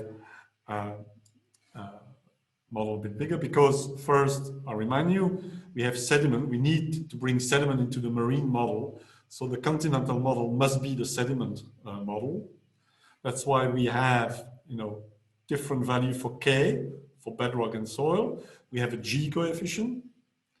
But then, following this line here, we have all the marine component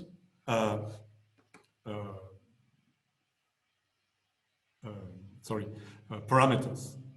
Okay, and what are they? Well, let's look at those that already make a sense. The porosity of sand, the porosity at deposition, porosity of silt, the length scale for the decrease of porosity with depth for sand and silt, and then our 2K coefficient, the transport coefficient for sand and for silt in the marine environment. There's another thing too, because we're going to track grain size or, you know, silt versus sand. We need to tell to the marine domain how much, you know, silt and sand there is coming from the source. And because the source, we don't have yet a way to track that, it's a parameter we're going to put, and usually we put 50%.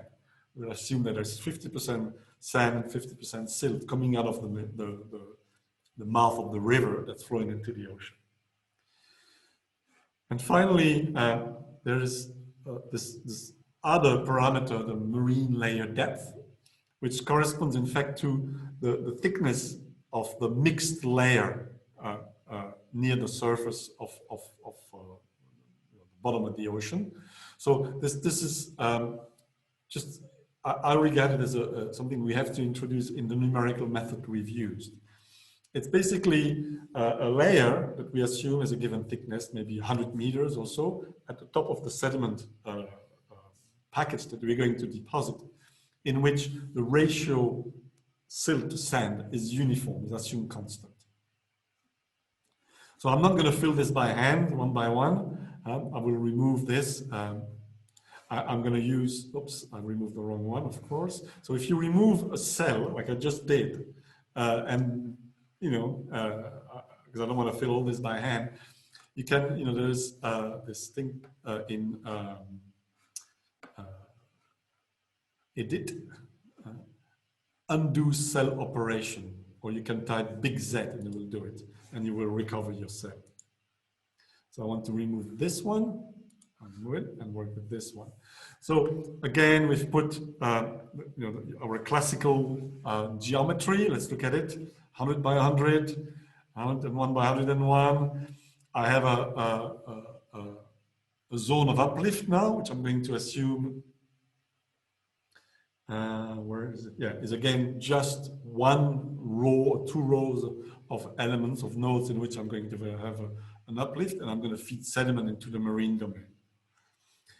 This part here is the initial topography that I'm going to assume, which, as you will see, has a ramped flat geometry. So what we're going to assume is that the marine part is basically at minus 400 meter depth, and then there is a section of it that runs down from sea level to 400 meters. You'll see in a minute. And so we put this into the input setup. All these are the normal stream power law and deposition. So let's look at our marine component parameters. The marine ratio sand to silt is 0.5. These are typical value for the porosity of silt and sand on the surface, but you can put 0, for example, if you don't want to do any compaction, it would still work. And these are the depth, you know, the depth of the exponential depth for decrease of porosity. And then these 10 are the diffusion or transport coefficient for the marine system. They can vary quite a lot, between 10, 100 or something like that. It's really interesting that there was a lot of people, researchers, as I told you, who've been using this diffusion model for the marine environment. But there's been very little work to try to estimate the value of these transport coefficients. You remember when we introduced the factor G in the continental deposition, Laura Gerrit went out and tried to find what's the best value for G by looking at observations.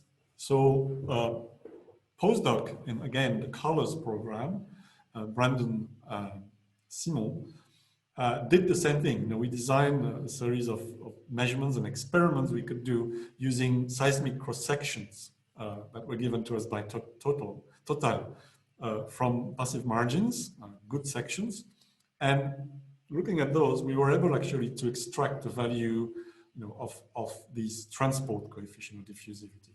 And again, what we found is that it's highly variable, but again, a good value is anywhere between 10 and 100 in these units of kilometer square, meter square per year. Unfortunately, I can show you the paper. It's really exciting, but it's not finished yet. And I take the opportunity to remind Cecil that we should put pressure on Brandon to finish the paper. But I will stop there. It's really exciting stuff, and it's taking a long time to publish, which is sometimes a bit frustrating. Okay, and then we have this initial topography that I will show you in a minute. Maybe we can look at it by plotting it, so it's easier. So if I go H0, I think if I do a plot, it should work. No, I have to plot PLT, plot H0. Yeah, so that's what it looks like. So you see, I go from my very, very small source area, the continent, that's only 1 element wide. And then the bottom of the ocean, I assume, is at 400 meters. And this is about 100 kilometers. So you see I have a transition between, so this is the side of my passive margin. And then let's say here I hit the oceanic crest. Okay, so it's kind of more flat here. But it's a very young basin. It's not very deep. Typical ocean basins, old ocean basins at depth of 4,000 or 400 meters. Okay, so it's not representative of a classical passive margin. So let's run this cell, and then let's run the model. Okay. So again, the more you add to a model, the slower it gets, but we really try hard to keep it fast and efficient. And let's look at the solution.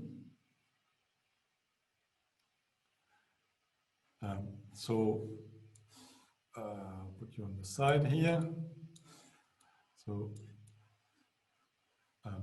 now it's a very flat model, okay, because my basin is only 400 meters deep and the model is 100 kilometers wide. So I'm going to increase, the vertical exaggeration, and we're going to look at it. I should be able to move stuff like this. Okay, so if we play it through time, and hopefully this will work well with Zoom, you see that we form a shelf, a very shallow depth bathymetry area, and most of the time all we do is that we transport material across that shelf until the edge of the shelf, where it basically drops, okay, and falls off and is sedimented there. Now, the physics of the shelf is a very complex one, okay? It's not exactly it cannot be modeled by a simple diffusion equation. So we have made some, use another algorithm to do that, which I don't want to get into the details of. But it basically is an algorithm that if there is not enough water here, it will basically transport the material all the way to the edge of the shelf very efficiently, like in nature, and then will diffuse it away off the edge of the shelf. So in this simple experiment, you know, we can look at a cross-section again here across the model, and you kind of know more or less what's going to happen. This is a classical, so maybe I want to use Cécile's knowledge here. How you call this, Cécile? A prograding, she's busy with her son. A prograding delta, that's what I would call it, a shallow water delta. And you see, you know, this is the classical solution you get from a diffusive model. You deposit, you know, here until you reach a slope, and then you see that the slope here remains relatively constant. And that's basically because the flux that I'm imposing is relatively constant. And because we assume in a diffusion model that the flux is a constant times the slope, if the flux doesn't change, the slope doesn't change. Of course, as you deposit here, the flux diminishes, okay? The flux decreases because you have less and less sediment. You've deposited something before, and there your slope decreases, okay? So this typical diffusion profile is what we reproduce and is what is observed in the real world. Now, is anyone working on marine systems want to comment on this and say, tell me what's actually maybe missing here, or not really like a real marine system? There's a very simple, you know, prograding wedge here, or delta.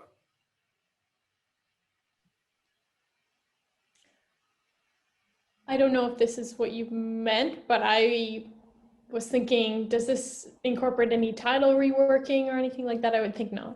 Yeah, so that is all that we've put in this funky model for the shelf, okay? So that's what you describe is why it's so difficult to do properly the shelf. Because there, you know, we can't say that transport is proportional to slope. The slope is almost zero, okay? And other processes play, like storms. You know, you transport sediment, or, you know, depending on the environment you're in, you can have all sorts of ways of transporting sediments there, but I don't think a diffusion model works there. So that's why we have this efficient transport across the shelf model. But what I was referring to is more the other end, is at the deep part here, okay? If you look, and it's not a good example, but even on the line that I sketched here, okay, what we actually see in many systems is that there is this shape that I'm talking about, but it actually keeps going much, much, much, much further. That there is, you know, pelagic, deep marine sedimentation that cannot be simply proportional to slope, because again, in these regions here, the slope gets really, really, really flat, and the sediment still goes there, okay? So the explanation for why we actually see sediment going much further in areas where there is not much slope is that we are not in the solid earth, we are in the ocean here, so there is actually inertia. Okay, so especially when you have a steep shelf like this, and you may have things like Amanda described earlier, turbidity currents and turbidites forming. So these are, you know, when you have a steep shelf like this, it will become unstable, and you will have something, you know, like a landslide, or a lens of sediment will detach, and it will move into the water and very rapidly get into a state where it starts mixing with the water, and it turns into a fluid, because it's mostly water, so it's a fluid. But because it's filled with sediment, it's a very heavy fluid. And therefore, it's like a fluid, but it wants to go super fast down the hill because it's heavy. And that's what a turbidity current does. It just takes the stuff and mixes the sediment with the water and drags it all the way down to the abyssal plain, very deep. And when it gets there, you know, it's built up this enormous inertia from the very large, you know, decrease in topography it's seen, okay? And it will continue running out for a very long distance. It's a bit like, you know, there's a postdoc who has worked on improving this, and I will show you I'll have the time, 5 minutes, the result of his new model to include the effect of this deep sedimentation. His name is Charlie Shobe. And Charlie says it's exactly the same thing as a skier, you know, who is on the ski jump. As he goes down here very fast, when he gets at the edge here, he can actually continue and jump off and go very long distance. That's inertia, okay? And that's because water is not like the mantle of the earth. It has a very low viscosity, okay? So that's really what's missing in this model, but we will still using as it is. And I will show you tomorrow the new model, which we haven't again not put, unfortunately, in the framework. But you realize that you see how we work. You know, we have people developing various bits of models. That's their postdoc, the PhD, and I will then use that to do, you know, some interesting science. But I ask everyone, like I've asked Caroline and Amanda, that at the end of the day, it has to be put back into the framework so that it can be easily included in the FastScape. The other thing that I've done here is showing you what happens. It's a cross-section, I believe. Before you go in advance, sorry, question, yes. Yeah. It's in the model when instead of, in the model above, instead of plotting topographic elevation, if we plot drainage area, there are some transversal systems going on instead of longitudinal. Yeah. That's again something that's mostly well, it's very important. Okay, that what happens in the real ocean when a river hits the and transports sediment in the ocean is that there are currents in the ocean. Okay, very strong currents, and the delta that you create may actually be transported quite efficiently by these currents, mostly along the shelf where the currents are the strongest, but also deep in the deepest part of the ocean. That's a very good point. And if you look, for example, at the delta of that's being actually built up at the exit of the Amazon River, it's not at all a beautiful delta. There's a strong current that actually deforms the delta. You can also see even in satellite images that the plume of sediment that is actually not sinking directly into the bottom of the ocean is strongly perturbed by that. More intriguingly, okay, and you're right about this drainage area. What has been evidenced more and more now, we start to have very high quality pictures or DEMs of the very bottom of the ocean. And a few years ago, maybe 3 or so years ago, I saw a geomorphologist, Gary Parker, a very famous geomorphologist, talk about features that they observed at the bottom of the Gulf of Mexico.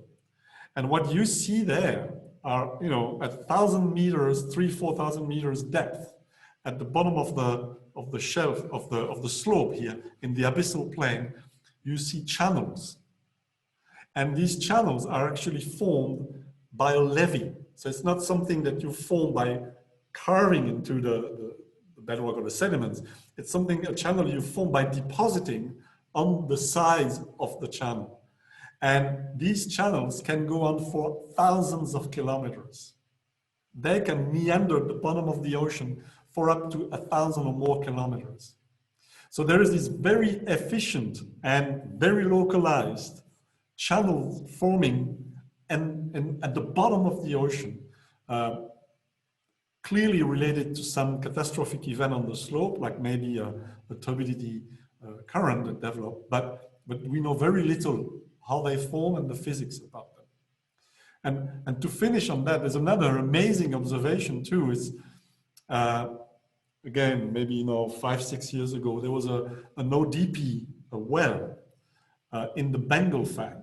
So, the Bengal fan, is this big thing that Francois talked about that's coming out of the Himalayas. This is enormous sedimentary fan like this, but it's the biggest in the world and maybe the biggest that has ever been formed at the surface of the earth. It's over 1,000 kilometers, about 1,500 kilometers long, okay, this distance. Okay? And at the bottom of the ocean, at the edge of this thing, when they drill a hole, you know, on the edge here, what they found were evidence for channels. And in the channels, they hit with the drill a branch that was transported from the Himalayas, because there's no branch at the bottom of the ocean, no trees at the bottom of the ocean, that was transported from the top of the Himalayas all the way down the river, all the way across a 1,500 kilometer shelf, and deposited in a channel nearly in the abyssal plain.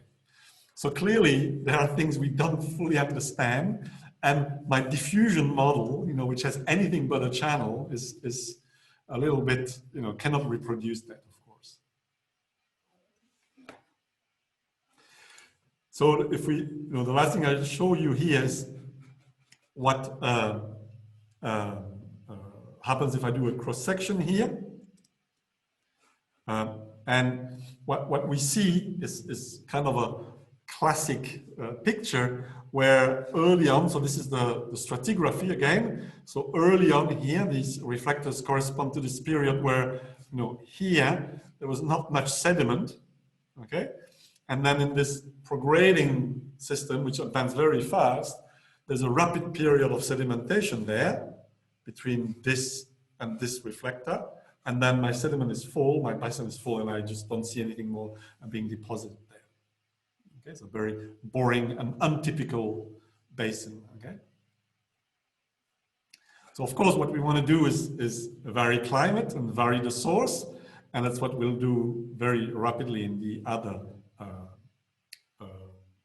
two notebooks that I have prepared for this. Do you have any question here? Just a quick one. Does it mean that scientists in the world aren't yet skilled enough to put turbidites into models? There are models for turbidites, but you know the problem you see, Caroline, is the turbidite is this very discrete event. You know, a turbidite, I don't know if you know this, there's a famous one. There was an earthquake. I'm going to talk about Canada too, because, you know, I worked there and know a bit about Canada. But on the Atlantic coast of Canada, I think it was in 1917, 1927, I think, 1927. There was an earthquake, which is very unusual because there's no subduction zone or anything. It was quite a big earthquake, and it triggered a massive turbidity current. And they studied it amazingly. They have the perfect timing on where it started, how it propagated down by the second, okay? And that's 1927. And you know how they did that? Because back then, all telephone connections between Canada and the rest of the world was through cables. And all they did is figure out the time when the cables broke one after the other. And they got maybe 4 or 5 cables to break. And so they had a really beautiful time series of propagation of the turbidity current. And it's fast. It happens on the order of minutes. Okay. So the problem we have is that, you know, if you want to model the turbidity current in the proper physics, we have to model each one of them, which will take a minute. Maybe there's a big one every 100 years, but my model, I want to run it for 10 million years. So this is, you know, why we do these reduced complexity models. They roughly give us the shape of these reflectors where we see them, but we have to take corners, we have to cut corners, we have to, you know, we can't do everything with these. But what we have to be very careful is to make sure that these big scale features are properly reproduced. And I showed you the deep part is not properly reproduced. So, you know, this reduced complexity model is not good enough for that. So we have to improve it. I'll show you how Charlie has improved it. Okay, thanks. It's never perfect, of course. Okay. So let's quickly, and we're gonna play these notebooks very quickly. Again, I know you're not going to do that for the rest of your, you know, your weekend, etc. But even in a year's time, you know, come back to these and play with them, and whether it's the marine ones or the others, they can really, if anything, help you think about how these complex systems, because that's what they are, work, and help you interpret your data. You know, don't think that you're going to make a model that's going to reproduce exactly your observations, but you see how they are machined to make you think, and machines to help you interpret what you see. So, you know, there's nothing complicated. All I did here is I added this cell to create now an uplift function that varies in time. Okay, so if I do that in my small source area, it's basically going to produce now, you see these cycles that I've put on the system, in the flux. Okay, so now this is the flux that's coming into the basin that's varying with time by about a factor of 100%. Okay, increase by 50% and decrease by 50%. Again, nothing special, it's the exact same input, except that now our uplift is not a constant, but it's this function of time, a rate that depends on time. And let's run the model.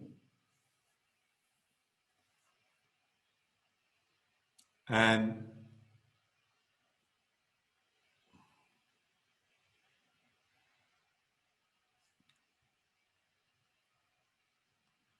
now in 3D view, we're going to do it. We're going to look at it. It might not look super exciting. I'll try to bump up the vertical exaggeration so we can see something. Okay, let's play the movie. And we start to see these pulses, these very rapid pulses that corresponds to periods where, you know, we are prograding, and then period where we seems to be either stuck, the shelf doesn't advance, or maybe moving backwards. So we'll look at that in a second. Okay, so it's not obvious to look at this, but if we now look at the cross section, which is more informative. This is, you know, I put a lot of reflectors here so we can see things and show you that, yes, we are definitely recording something. We see periods of enhanced accumulation or enhanced progradation, and then a period of either reduced progradation or even you know, retrogression. But if we look at the top here, so to do this, I think all I need to do is Jean, I've got a quick question. Yes. I don't have numbers at the cell. There's just a star, and nothing works. What do I have to change? At which cell? All the cells have numbers in the brackets. Yeah. But in my version, they're just little stars as the multiple times symbol. In which cell? I think it could be that it's just loading, no? Sometimes for me it happens that it shows a star while it's loading, and once it's done, it shows the number. So just give it a minute. I see what you mean. Yeah. Okay, thank you. Yeah, so you see, when you run a cell and it takes time, it's a star, and then when it's run, it tells you, I've run, and this is the 6th cell that you have run in this notebook. If it just gets stuck with the star, it means that your computer is completely slowed down, or more exactly, that little Docker computer. It's very likely that it's running out of memory. So you should, you know, get rid of all the other open and running notebooks. See here, I have only one running, so it's reasonably fast. So I think I can go from, let's go and look only at the top part of this, oh, it's not good. So let's actually also X set X lim. So, you know, I'm just rescaling 0 to 40,000. Oops. So you can see it and things a little bit better. Here we go. So we now start to see the structure of the stratigraphy. I did put a lot of reflectors so we can see some things, but of course then in the upper part here it gets a little bit busy. But still, so what we see clearly is that there are periods of progradation, but when we decrease the flux, all it does is reduce the rate of progradation. We don't see any retrogression or aggradation in this system. So for the shape of the basin that I've given, for the flux of sediment that we have chosen here, and for the amplitude of the variations, we do record the change in flux coming from the sediment, from the source, but it doesn't leave it leaves an imprint, but a very simple one. Let's call it that way. So if I want to talk now using Cecile, and I'm hoping she's still there, if I want to use Cecile's language, okay, that she told you earlier, she used earlier 2 days ago now. What determines whether a system is prograding, aggrading, or in retrogression, or in forced regression, blah, blah, blah, blah, blah, blah. You remember all these terms that she used? What determines the various behaviors of a depositional system according to a sequence stratigrapher? Accommodation and then the sediment supply. Exactly. So it's the accommodation space, or the creation or disappearance of accommodation space, compared to the sediment supply, AS. So what have we done here in this experiment? What is varying with time? The supply. The supply. Okay. The accommodation space, we don't have any subsidence, and we don't have any sea level variations. So we are here in a typical case where S becomes very quickly larger than A. This is this transient stage here, where we basically, supply and we have a prograding system. Now, let's do the opposite thing. Let's play with accommodation space, okay? And that's the third notebook. And all I've done here is different. I have kept U constant, and the cycles here, I have forced them, or cyclic behavior, but now in sea level. Okay. So I'm going to run this one. I should kill the other one to make sure that I don't run out of memory.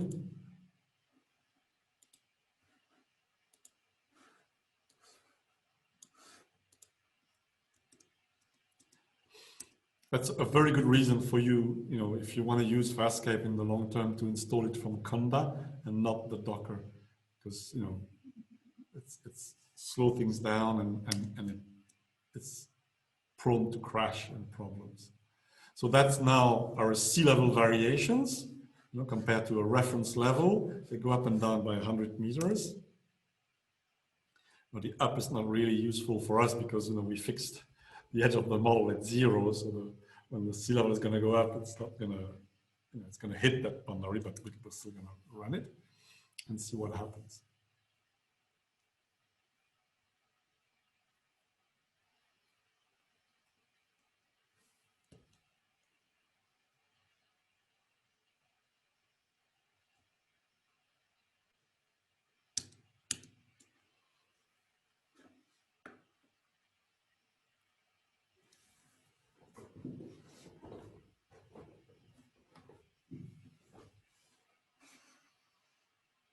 So again, if I play it,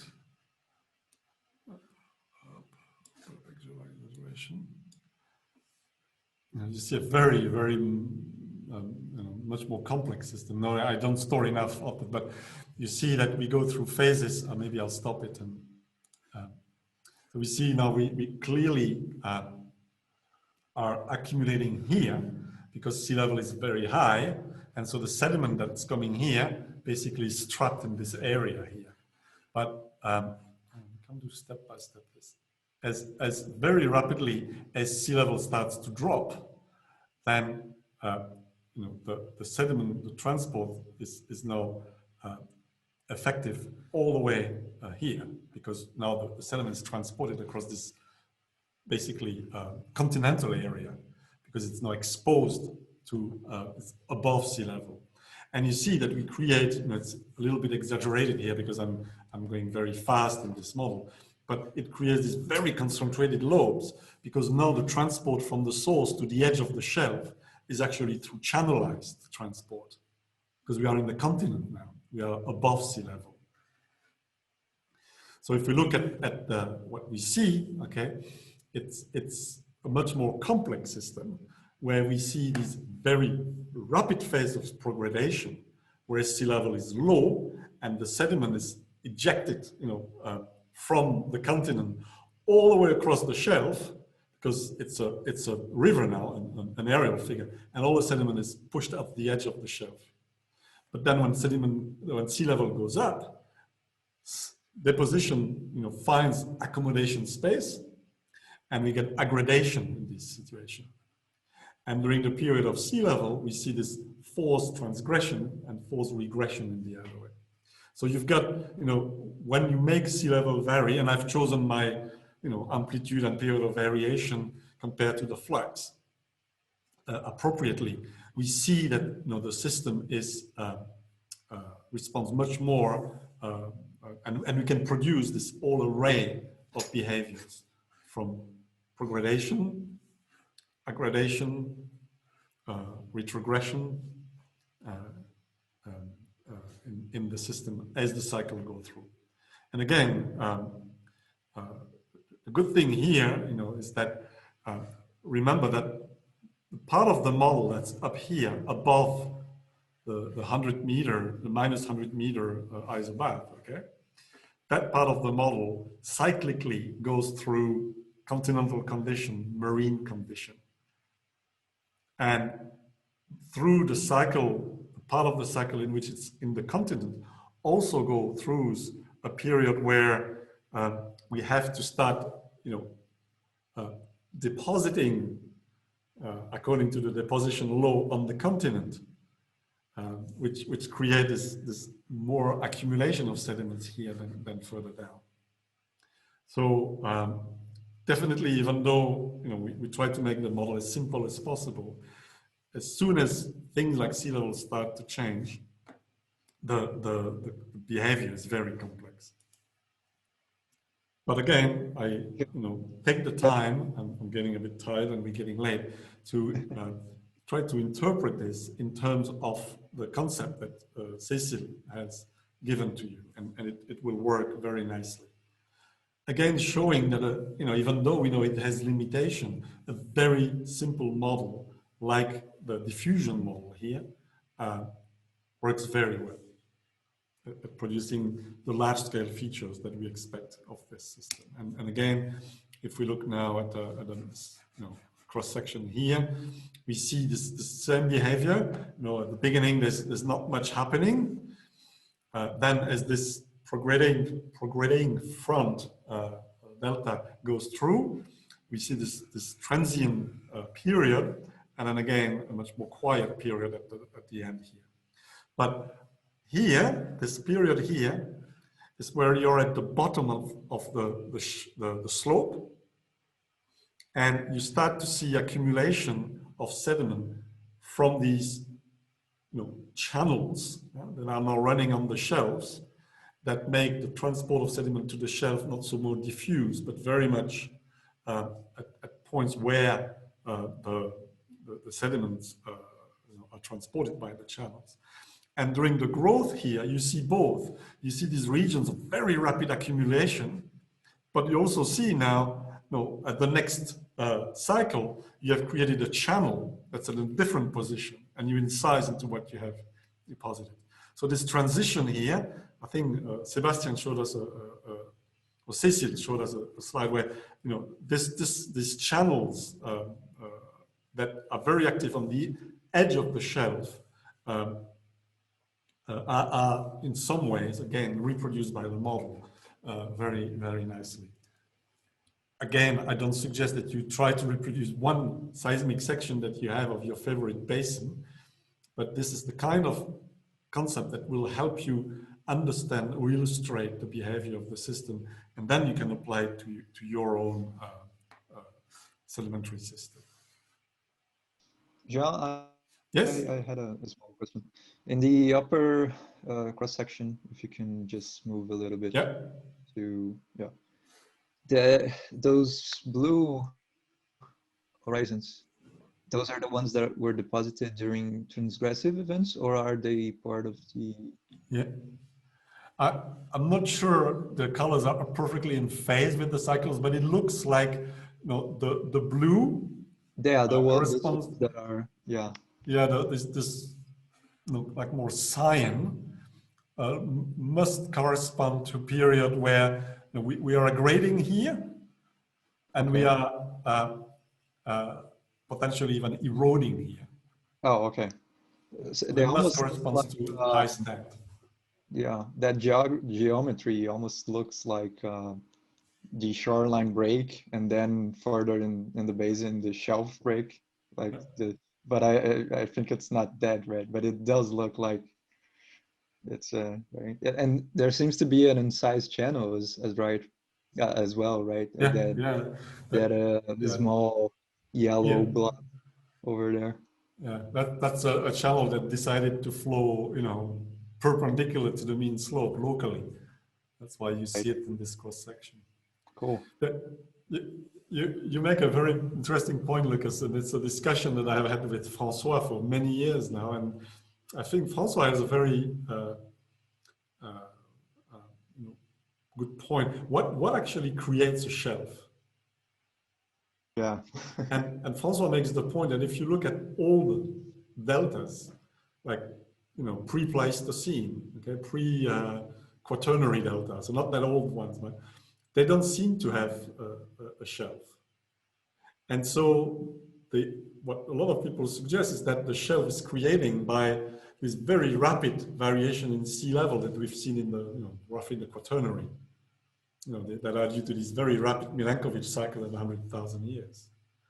And so, you know, when I was on sabbatical, and the reason that people suggest that too is because the depth of most shelves as we see them today is about 100 or so meters, which is also the amplitude of the sea level variations we've seen in the Quaternary. So it kind of all seems to make sense. But when I was, you know, a few years ago, I was on sabbatical, so I had a bit of time. I worked with a colleague where I was. We had models to do that, and what we were trying, if this is the case, okay, Cecil made that point that even though it's a eustatic sea level change, okay, the whole ocean goes up and down by 100 meters. What's fascinating is that, well, Amanda told us this, you know, when she talked about Canada and the estuary that she studied, okay, at the end of the glaciation, the water filled in the system. Is that correct, Amanda? And then sea level dropped. Okay, whereas everywhere else in the world, sea level has been going up. Okay, and the reason why Canada is different is because Canada was sitting next to the ice sheet. And so when you have an ice sheet on the Earth and you melt it, okay, the water goes everywhere in the ocean. So everywhere else in the ocean, all you see is you melting the ice and, oh my God, sea level is going up. But in Canada, the ice was pushing on the crust. So when you melt the ice, you first see the ice melting, but then the crust is popping back up. So what you see, for the Canadians, they see sea level going down. Okay, so depending on where you are on Earth compared to the ice sheet, you actually may have seen sea level going up or sea level going down. And an example of that is, I've already mentioned, is Hudson Bay. Hudson Bay sea level is going down today. It has been going down for a long, long time. Okay, so the point that I'm making is, depending where you're on the surface of the Earth, even though you think that the eustatic sea level is the same everywhere, they are part of the world, but it's completely different. It's not 100 meters, it's maybe 50, and sometimes it's even going the other way around. Instead of going up, it's going down, okay? So, with that in mind, if really it's this 100-meter cycle that's forming the shelf, we should go around the Earth and map. We can do that. What the amplitude of this cycle is a function of latitude, whether we are close to Canada or not, or to the ice. And we should see the shelf depth vary. And we don't see that. Okay. Oh, okay. And so what's happening here? So this theory that it's this beating of the sea level that's producing the shelf, it seems very appealing. It seems like, yeah, it works, but we couldn't demonstrate that it should work that way. So it remains an open question of what actually creates these shells we see everywhere on the surface of the Earth. It's really, really bizarre. And one thing that's, I can go on forever on this, I'll finish with that. If you look at the, you know what a hypsometry integral is, or hypsometry curve? I think so. You can look at, basically you look at a topography and you bin the topographies and then you show the binning, okay? So it's the percentage of the topography at a given elevation. There's a great paper, you should read it, by David Rowley, who's done that for the world. Do you know what is the most common elevation at the surface of the Earth? 0. 0. And yet, 0 is a very recent stuff. Right. It's a level of reference that's only been there for a few million years. Before that, sea level was completely different. So why is it that despite this having no reason to be so, sea level, the most common elevation is 0. So think about it, or read the paper by David Rowley. I can send you the reference. It's really interesting. And it definitely tells us a lot about how the shelves, or the possible processes by which we form the shelves. Okay, yeah, we definitely like that. Will you put it in the chat? Or? Yeah, I will do that. Okay, thank you. Well, let me do that now and take a few minutes breaks while I do that, and then we'll go through the last. There's only one notebook left, and it's not too heavy, so we should be cruising through it. Okay. Would you also happen to know the paper where that branch was found in the deep sea from the Himalayas? I'll try, but I'm not sure I have it. Yeah, no worries. I worries. remember it because I know very well the researcher who did that. And when they found it, I was actually in his lab, and we spent the afternoon looking at it. It was fascinating. So, but I'll see if I have the paper, because I published it, of course. Even the name, then I could maybe look too. Yeah, I'll send that.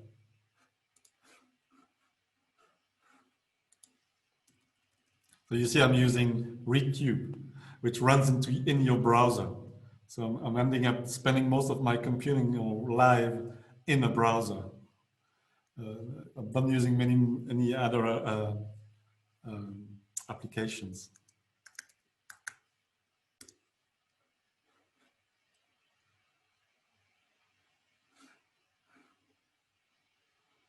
There it goes. So I think I can open it. Yeah. That's the one on the hypsometry of. There you go.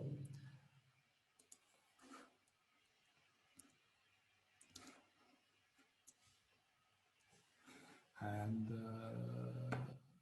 put it in the chat now. That's the one. So where is the chat? Send it to everyone. It's not too heavy, so it should be okay.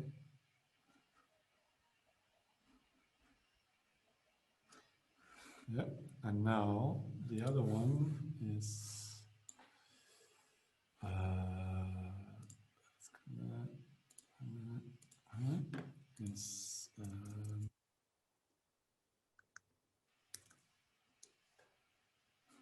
so the researcher Amanda is Christian France Lanor, a very French name.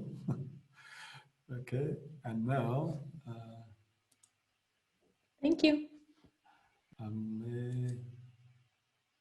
No, that's not the same France Lanor. No, I'm not sure I have this one. Oh no, here it is. No, that's not. Maybe. Let's see.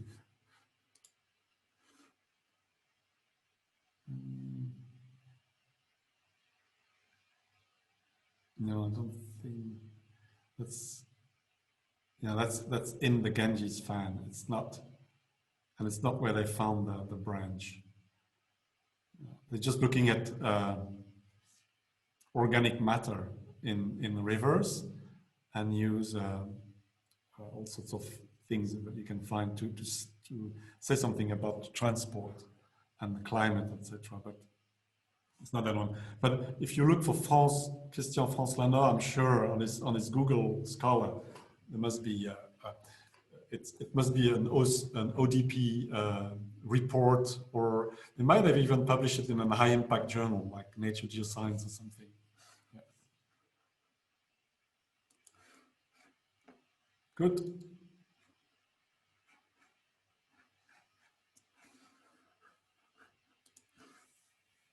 So, are we happy to finish with this last?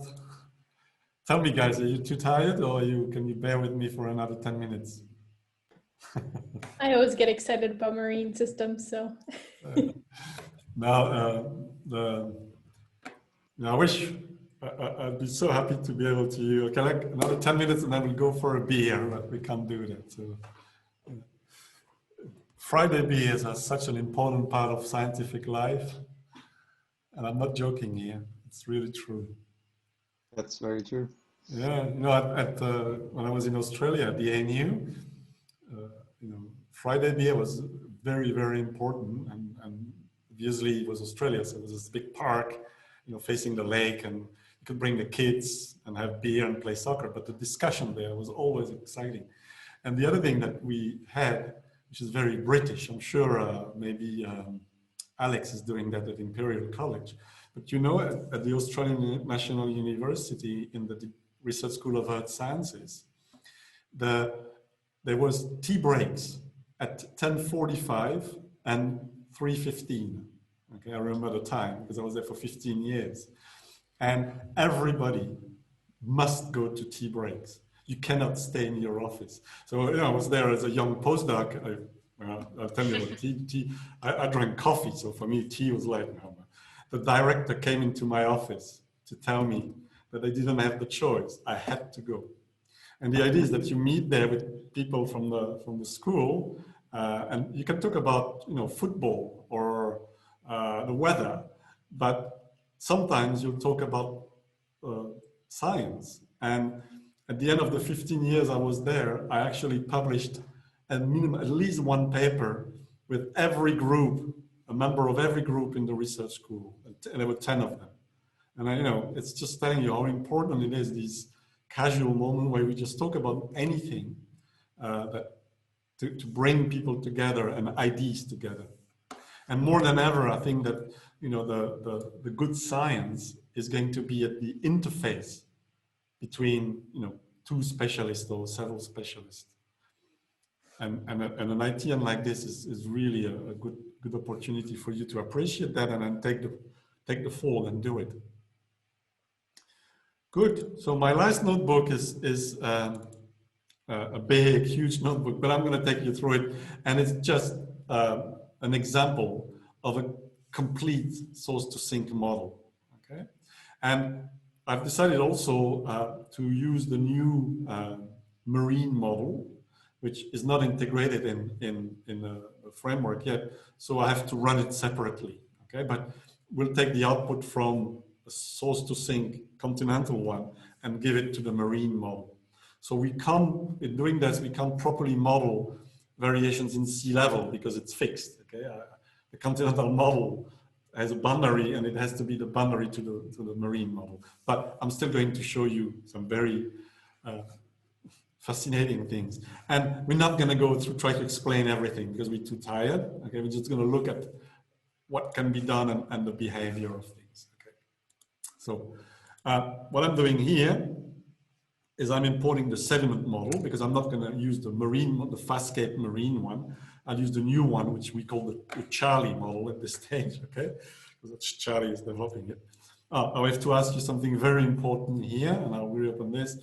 This is not published, Charlie's model. He's writing up the paper. So please do not, go and use it and tell everyone.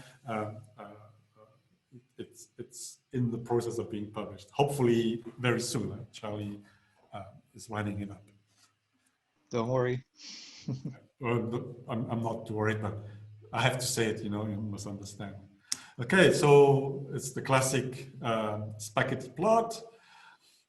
What I want to show you too is, again, I don't want to scare you. I just want to show you what Amanda and Caroline are going to do. And you are welcome to do, especially someone like Ariel, for example, who's shown us that he's already developed his own little model. Why do I say small? His own model. It wasn't a small model. I'm sure it was complicated, but FastScape and the framework has been designed so you can easily add processes independently of the others. So I'm just going to show you how this is done. Okay, and very simply, don't worry. So I want, for example, in this to have a climate forcing. Right? So I'm going to have I'm going to build a process which has as an input the amplitude and the period of variation of the climate, and then I'm going to take it, propagate this to any part of the model I want to.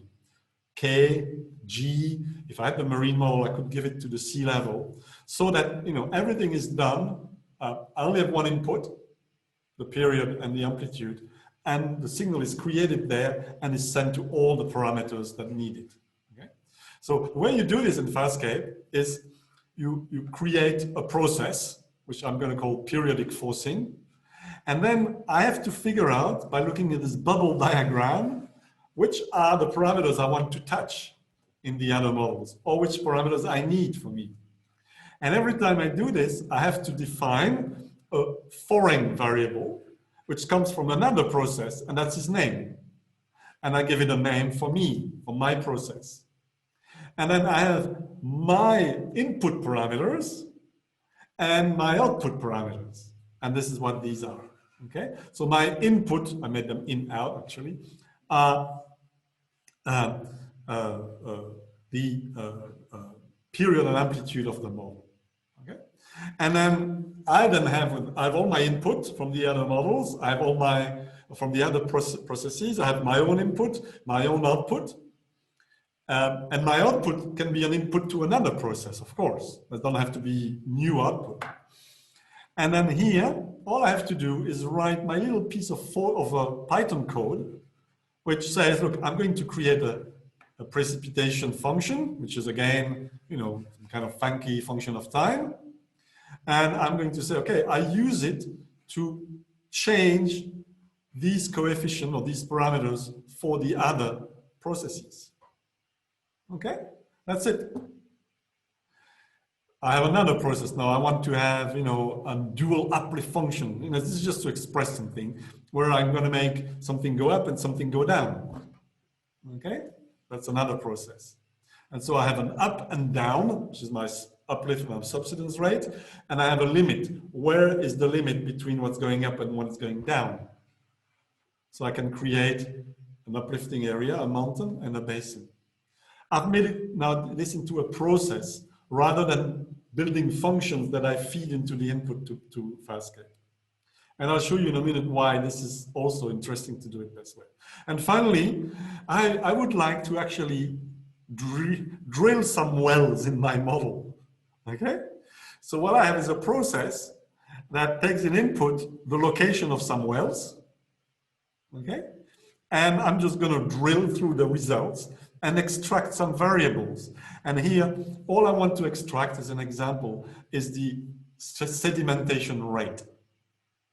So I'm going to produce an output, which is a series of wells where I know the sedimentation rate very accurately at all time steps.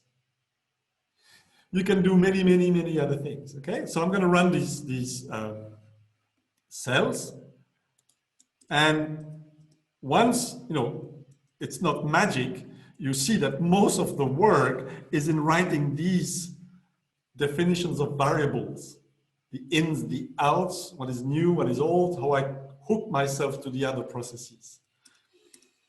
But once you've done that, oh, and I also have another process, I don't want to do that, to catch the flux that I'm going to give to the marine model. So what I have, all these new processes that I have created, we come to this very now simple line, which is to say, I'm going to take my sediment model, the classic FastScape one. Again, I'm going to drop diffusion because I don't want diffusion. And then I'm going to add my processes, the forcing, the dual uplift, the wells. I also, for some reason, want to switch to a new type of flow routing, which that already exists in FastScape. So I replace one by the other, and that's my flux process. Okay? And now when I look at my model, it's a little bit more complex, but you see that my flux, my wells, my dual uplifts, and my, where is it? Where is my forcing? It must be somewhere. Here is the forcing, okay? All have been included with the arrows pointing in the right place, and I don't have to worry about interfacing with the others. It's all done internally. So let's see this model now. What is it made of? Well, I think the best way is to run it and see, okay? So let's run it. And I'm going to use this ZAR way of saving the output. So I need to put this, remember, in my Jovian directory. Good. And I'm going to run it. And while it's running, because it's taking a little bit more time, you'll see it's a slightly more complicated model, and I'm in the Docker, so it's going to take more time. But I want to show you something also that's very useful, if you want, in with FastScape, and especially with the framework. And it's something Caroline mentioned a few days ago, that I was not using this utility or this function, and now I'm using it. Every time we've run a model now, what we want to do is have this cyclic forcing and see how the flux here, the flux there varies, how the topography varies, how we can record these cycles in the sedimentary, the stratigraphy, etc. Okay? Every time we've done that, then we scratch our head and say, okay, let's choose a period of forcing, see what happens, try to understand, and let's see what happens when we change the period of forcing. So with FastScape, what you can do, the framework, not FastScape, the FastScape inside the framework, what you can do here is, for example, now you remember I have a forcing period. It's become now a parameter of my model. We agree with that. It's not a function that I build with a different period, okay, and then I put it as an input. Now it's an input parameter. And what I've done, instead of using one value, I'm giving 3 values. I could give 7 or 20, okay? This is 200,000 years, 1 million years, 5 million years. And what I've done here, you see I've put this between brackets. This means that I'm given to this 3 numbers a new dimension. It's not X, it's not Y, it's not time. We call it batch. We could call it whatever we want, okay? We introduce a new dimension. And when I run FastScape now here, okay, I've added a line that says, I have an extra dimension called batch dim batch here. And I'm telling FastScape not to run one model, but here, 3 models. And here it says run them in parallel on my computer.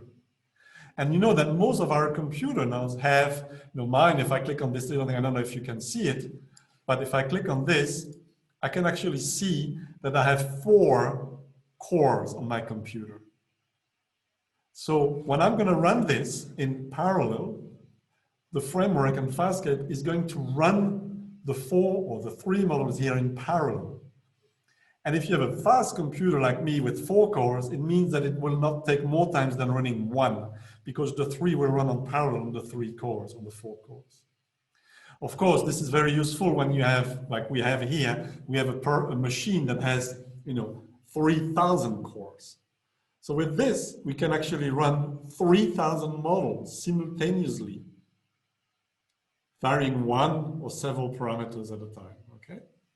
So when we do this now, and we look at the result, I'm going to look using our TopoViz 3D tool. Okay, this is what the model looks like. Okay, it has this mountain area and this basin here. So we have uplift in here, and we have subsidence in here. And I can change the uplift rate and the subsidence rate. And if we play it, let's play it now. Okay, I hope you can see it. It seems to run smoothly. So we know what we have here is the solution. It's, you know, not refreshing fast enough with the Docker, but you can see that it is going up and down. Okay, that is for the run 0, the run that has 200,000 year period of excitation, if you want. Now here, you see I have the display property as usual, but now that I've run this in the batch mode, I also have an additional dimension, the batch dimension. And I can go batch equals 1 or batch equals 2. And batch equals 1, if I play it now, you see that the amplitude are much stronger because we're going slow enough with respect to the period, the response time of the mountain. You remember that's the first thing we did. And if I go with a very slow period of excitation now, I can see very large variation in topography. Okay, but we also remember that these should correspond to very slow or low amplitude variation in the flux to the basin. Okay, so you see with this batch mode, we have actually stored not 1 model, but 3 models, and we can look at them interactively. What we can also do, and this is something, you know, I'm going to go very quickly, we could use the stratigraphic model to look at that, but I have, you know, written a little bit of Python, which I don't want to go into the detail. I'm going to run these cells, which show us the stratigraphy in the basin now, okay? So it's not as interactive. It has to compute it first. Now it's displaying it, but because it's, you know, it's a high resolution model, this is what we get. So what we have here is the stratigraphy in this basin. So it's highly exaggerated, the vertical here. It's 1,000 meter depth, but it's, you know, 70 kilometers wide. So it's highly vertically exaggerated. And then this is the same information, but along the wells that I've given. Okay, these wells are in the middle of the basin from the source, the mountain, to the exit, the ocean. And we see here these cycles that we have put. This is for the fast variations. Okay, so that's the batch 0. And we see something that's familiar to us. We see this unconformity being produced in the basin. We can do even more, like we've always done, is look at the flux out of this system, okay? Now remember, we've done this for all, you know, the mountain only, the basin only. Now we're doing it for the entire system, okay? Now, what I'm showing you here is, I'll go slowly with it through it. The vertical axis is always time, okay? From 0 to 10 million years. Yes, I think it's 10 million years, or 1. Okay. So the bottom is 0, is today, okay? And the top, no, sorry, the bottom is 10 million years ago, and the top is today, 0 million years ago.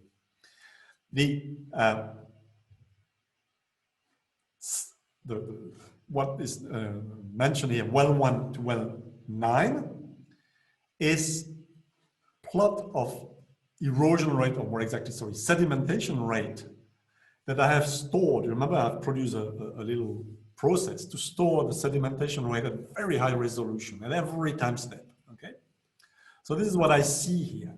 So where I have deposition, I store some information. Where I have no deposition or erosion, I have a hiatus, I have a non-conformity. And this is for the well close to the mountain. This is for the well away from the mountain. Now, beware, this is time. This well is much, much thinner, okay? It's only a few tens of meters.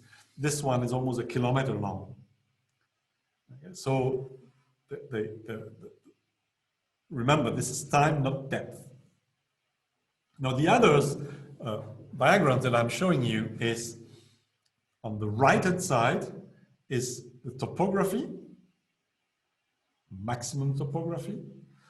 This one is the flux coming out of the mountain. We'll skip that one. It's a measure of channel mobility, but I don't really like it. And the one here is the flux coming out of the whole system.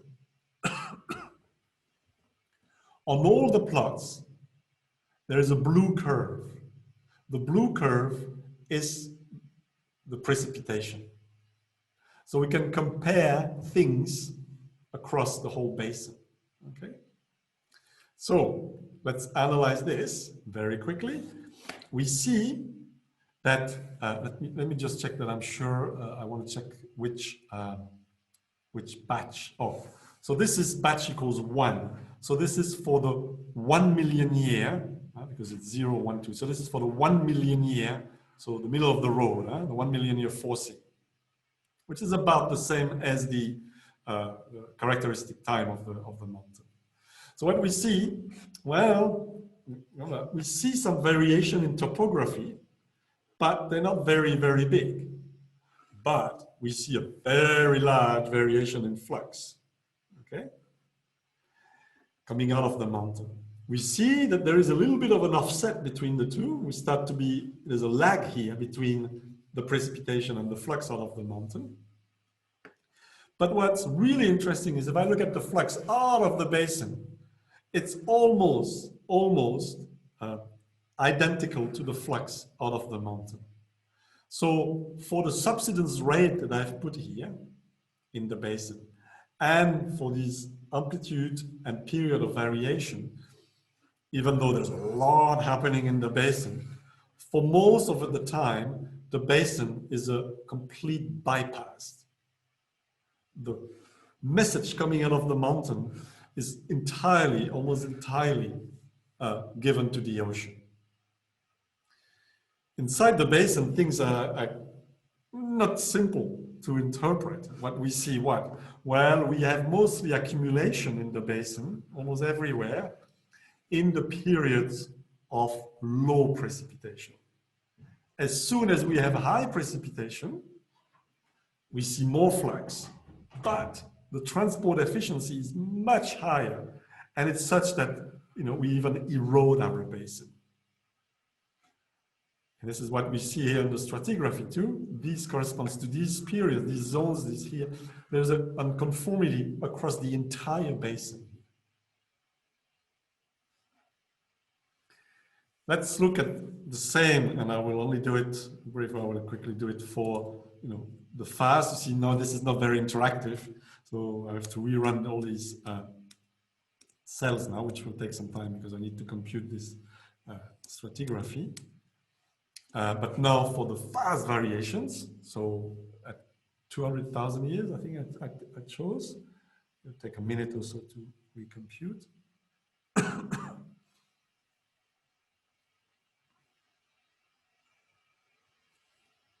Here we go.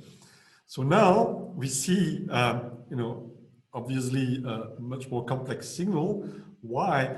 Because the variation you'll see in the stratigraphy, let's call them, seems to be of lesser amplitude, but mostly they start to resemble very much the internal dynamics of the basin, the cyclicity or the apparent cyclicity that is created by the avulsion system, by the internal variability of the basin. And if we now look at our system here, what do we see? Well, a very strong still signal in terms of flux coming out of the mountain. Still, most of it is preserved, even though if you look at the amplitude, it seems even to be a slightly higher, it's been slightly amplified here, but I think it's marginal. But the topography, if we had any record of the topography in the mountain, nothing would happen. This mountain does not have the time to change its geometry, its slopes or its height. And again, if we look at the basin, now things are pretty poorly preserved, especially in this part of the basin. I'm preserving one cycle sometimes, kind of at random here. Here the preservation is a little bit better.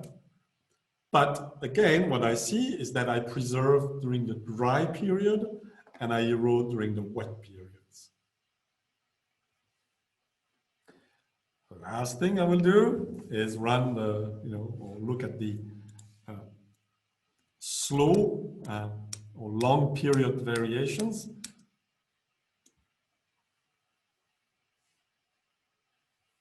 It will take a few minutes.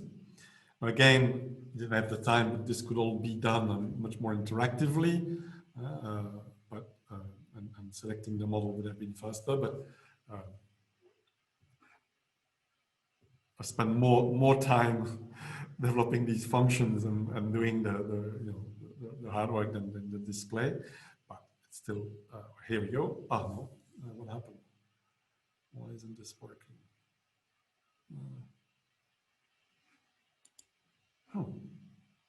Oh, I changed that. And I meant to change this. Okay, batch number, not the frequency at which I want to see the reflectors, so sorry.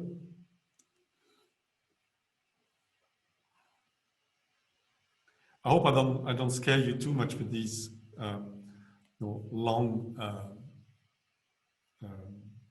cells with lots of Python.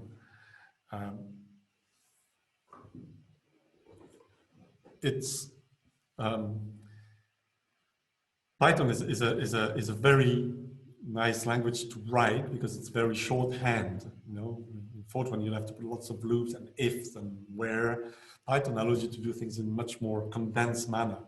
Unfortunately, condensed code or programming languages are much harder to read than to write. So if someone gives you their code to understand what they've done, it's much more difficult.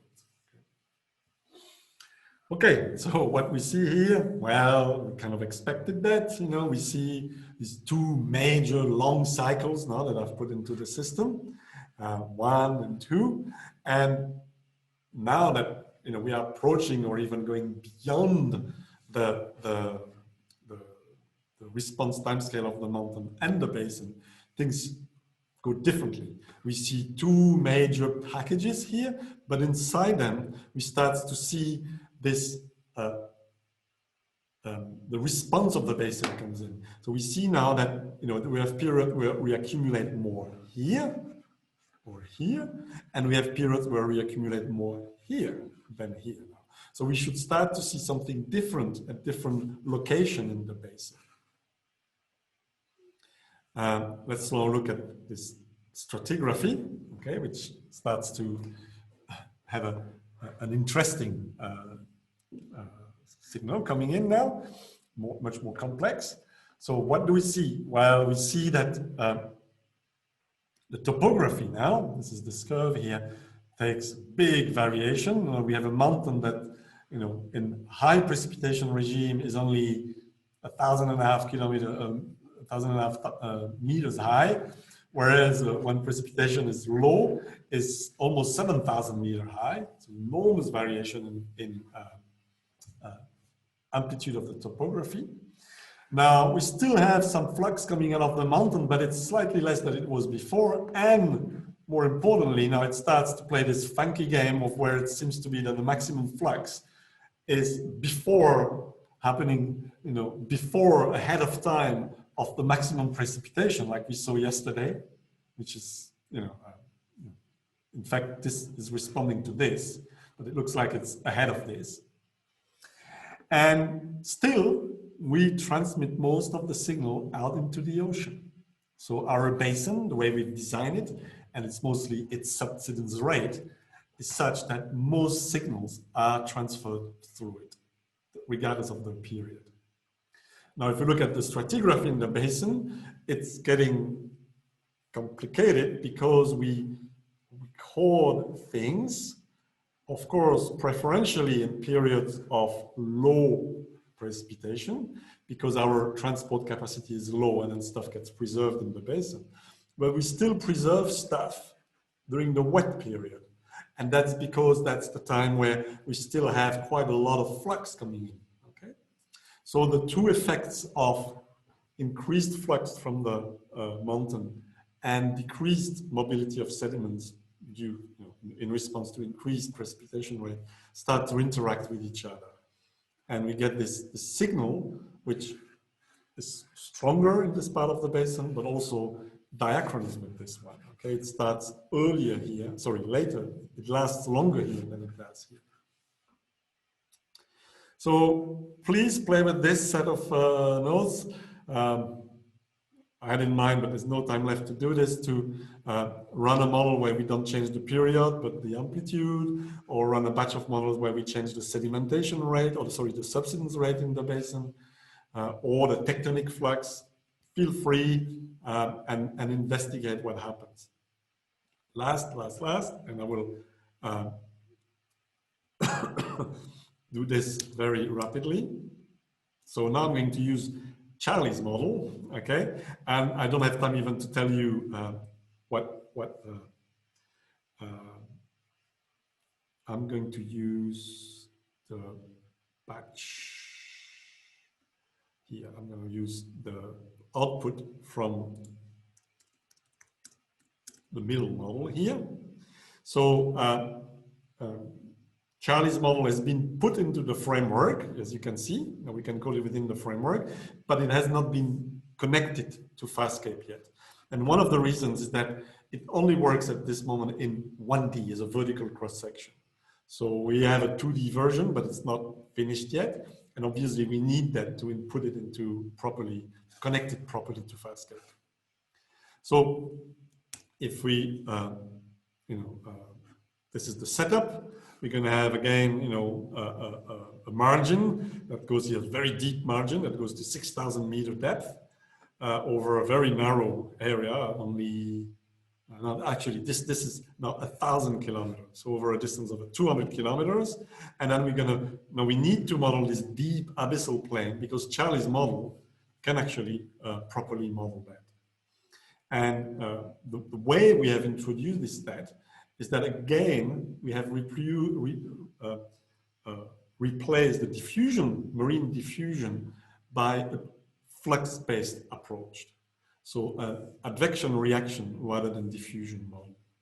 Again, I don't want to go into the details of that, just to show you the results. So this is the geometry of the basin floor that we're going to fill from the side up here. And this is the flux of sediment that's been produced by, this is the flux of sediment coming out of FastScape now.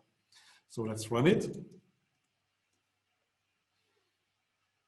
And again, I want to make sure that we go on the home Jovian, so we don't slow it too much. Let's run it. And compute the stratigraphy and plot it.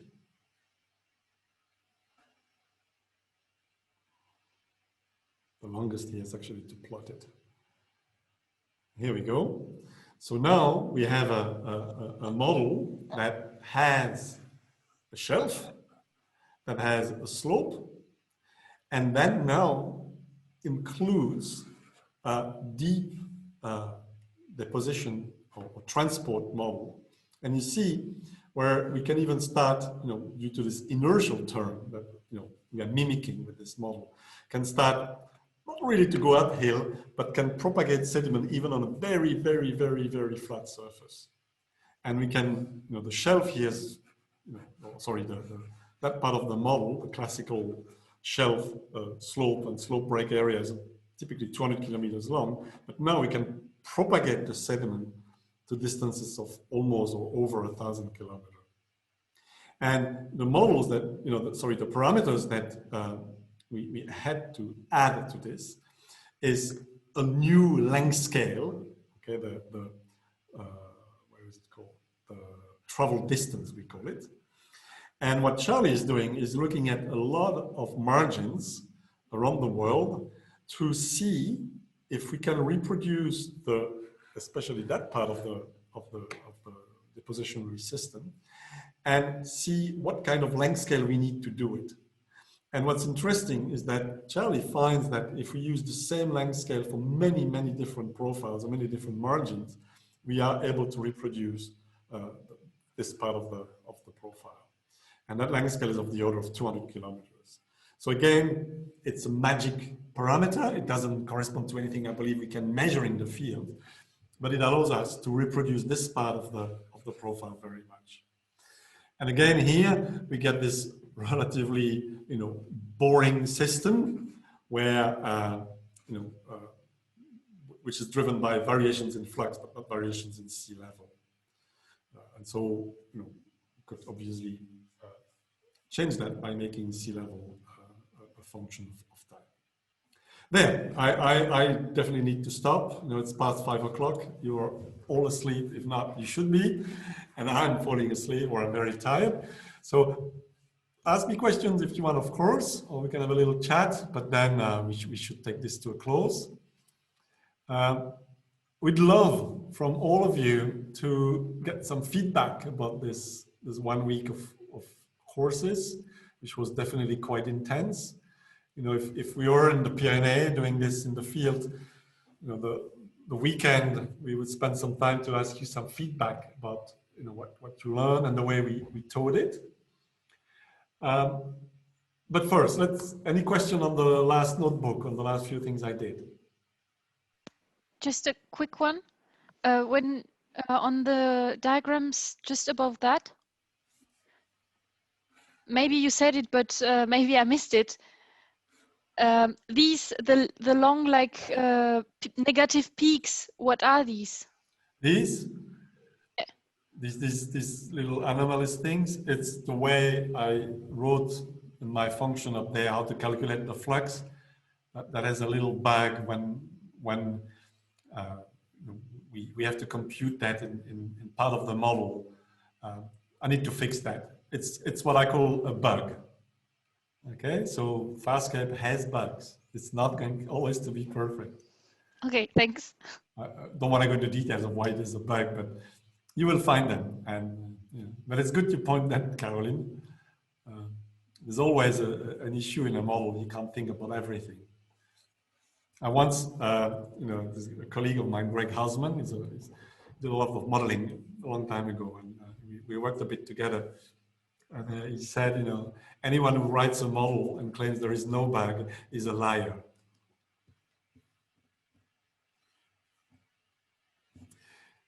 Good. So to come back to just Jean, if I'm go. Please, of course. I'm not sure I understand well the graphs above Charlie's model. When you have the same flux going in your basin and out your basin, practically, because I'm more of a geologist, so you have deposition and erosion. That's right. So if you were following one particle, it's not going all through the basin when it's this transit mode. Yeah. So what is happening is that, you know, the amount of sediment that can get stored in the basin or eroded from the basin during the time of variations in the climate, okay, is very small compared to the mean flux coming out of the basin. So these variations are totally swamped by the big variation that comes from the source. So think of it, you know, you're feeding sediment to the basin and you vary the sediment flux long, you know, with big amplitude. And on top of that, some of that is actually stored in the basin. So in other words, this is what we feed, this big, huge variation in flux, we feed them in the basin. And these are the variations, this is a local sedimentation rate.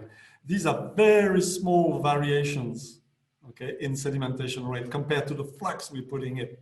So that the flux that's coming out doesn't see these. You know, they are very small compared to the amplitude of the big variations in flux coming in and out of the basin.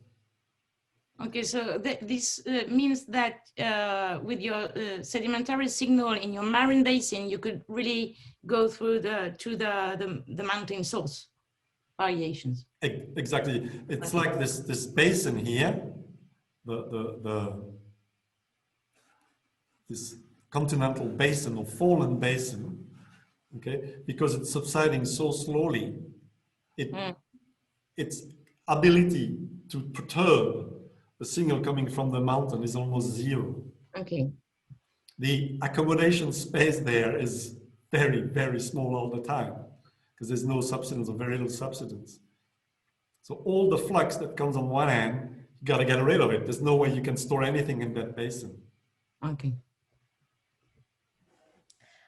I have kind of a hypothetical question, but I can ask it another time if everyone's too tired. Yeah. Go for it, Amanda. Go for it. Okay. So pretty much we'll tell you next week. Okay. So if you had a given climate event where you had through the model knew what kind of flux you might expect to come out of this climate event, out of the mountains, for example, then could you try to determine what kind of subsidence you would want in the basin to try to have that signal really be seen at the sink? So then maybe, for example, you could go into a field and try to find a basin with a similar subsidence rate to test it in stratigraphy.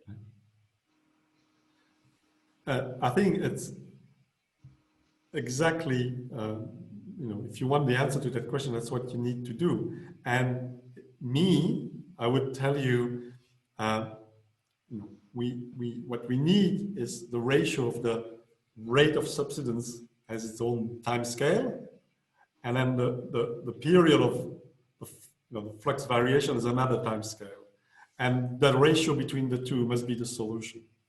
But Cecil will tell you what you need to do is your accommodation / flux ratio to be, I'm going to say, a thing of the order of 1, okay, or close to bigger than 0. And in this system, the accommodation space creation is the subsidence because there's no sea level there. And so again, we would be saying exactly the same thing, but with different words. She would be using her, you know, sequence stratigraphy language by talking about accommodation versus flux, and I would talk about, you know, characteristic timescales and periods of excitation. But it's the same thing we are talking about. And so yes, my answer is yes, definitely. If you want to design a model or find a way to make that basin more of a buffer, you need to change the subsidence rate in the basin. Increase it or decrease it. There's a, I mentioned that very briefly too, that there's another dimension to all this that shows how systems are coupled. But the basin that I'm modeling there, okay, is what we call a fallen basin. If you go to the isostatic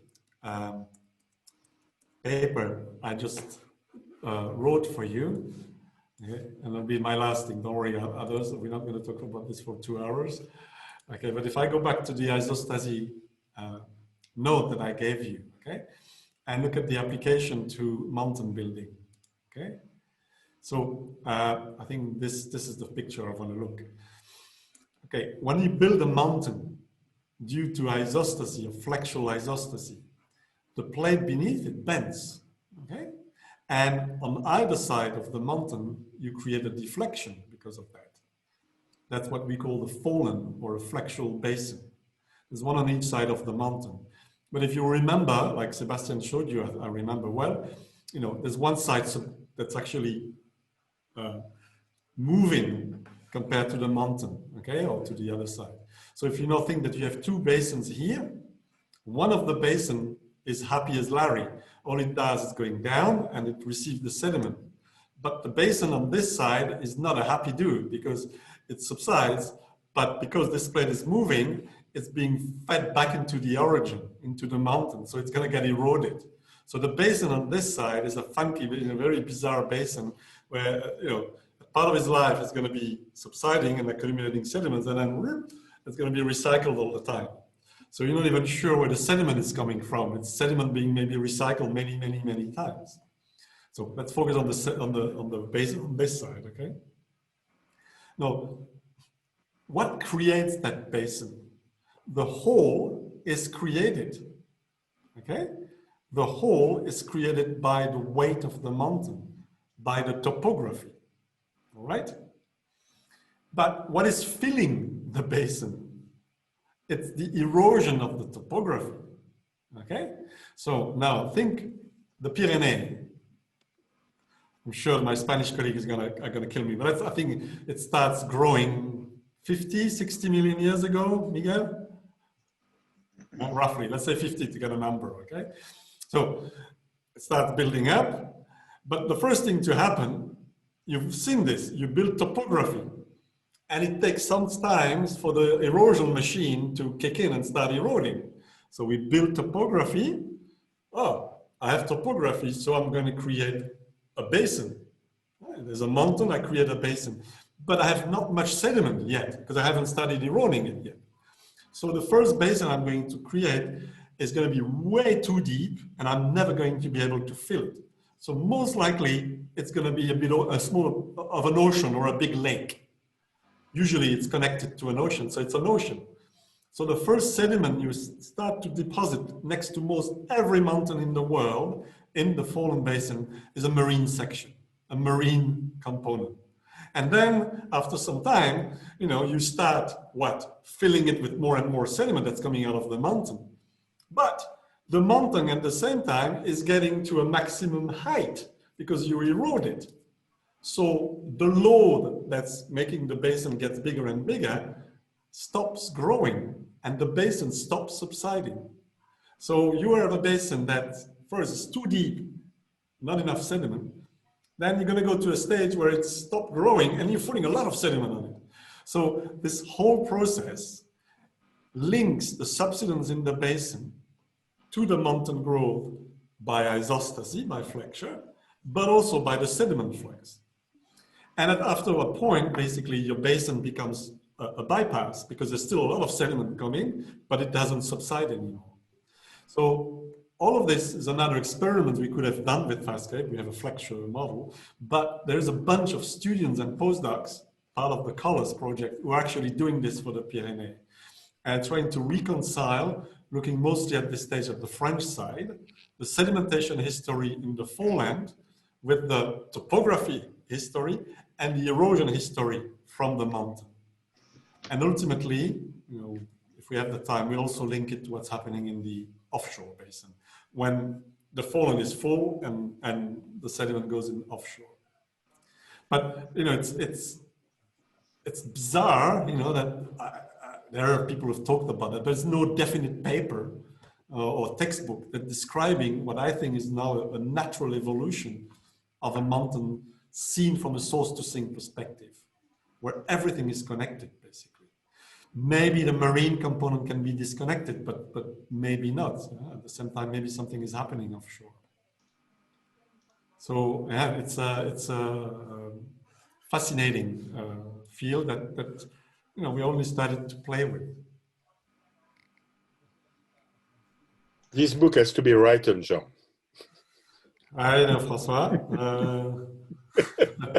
Well, let's do it. Let's make this the end product, one of the end product of the ITN. And that's where I was going to by reminding everyone about what Sebastian said today. That you know we wrote in the proposal. If you haven't read it, you should all read it. It's boring because a lot of it is administrative, but there's a bit of science and stuff. But there's a part of it on what we call the legacy. And I think one of the reasons we were successful in getting the funding is because we promised the world that there will be something, you know, in terms of training that will last beyond the 3 or 4 years of this project. And, you know, these are mostly teaching tools or objects, you know, whatever that we can put on a repository and people will come and dig into it to teach about source to sink system. And we've also put the possibility of organizing during and after the project a source to sink summer school, where we would regularly teach us and you about source to sink systems to people who would be interested to come and join us somewhere for the summer. So keep all this in mind, it's important. And I think both Amanda and Caroline have expressed to me already the wish, oh, I'd like to teach a little bit, not too much. That would be a very nice way to fulfill that desire to teach and also fulfill one of the outcomes of the ITN. And definitely, I think notebooks like these, maybe these ones already could serve as be part of the legacy. I need to improve them to make them perfect, of course. Yeah, thank you so much. I'm really glad that these are all recorded with notes because my notes are, looking back a couple days ago, are a little bit of gibberish. Yeah, but it's been very interesting. We definitely always plan too much and too much material. It was really good. You guys at the other end, I can only guess how melted your brains must be by now. It's a happy brain melting feeling. We're very happy that you took the time that everybody did take the time to teach us. And yeah, it was very good. Yeah, and it was a great pleasure for us to meet you too. I've seen a few of you at the interviews, or I actually know a few of you too personally, but to see you all there is great. And see how you start already to interact with each other and be very reasonable and pleasant people too, which is important in life. So I really look forward to meeting you in real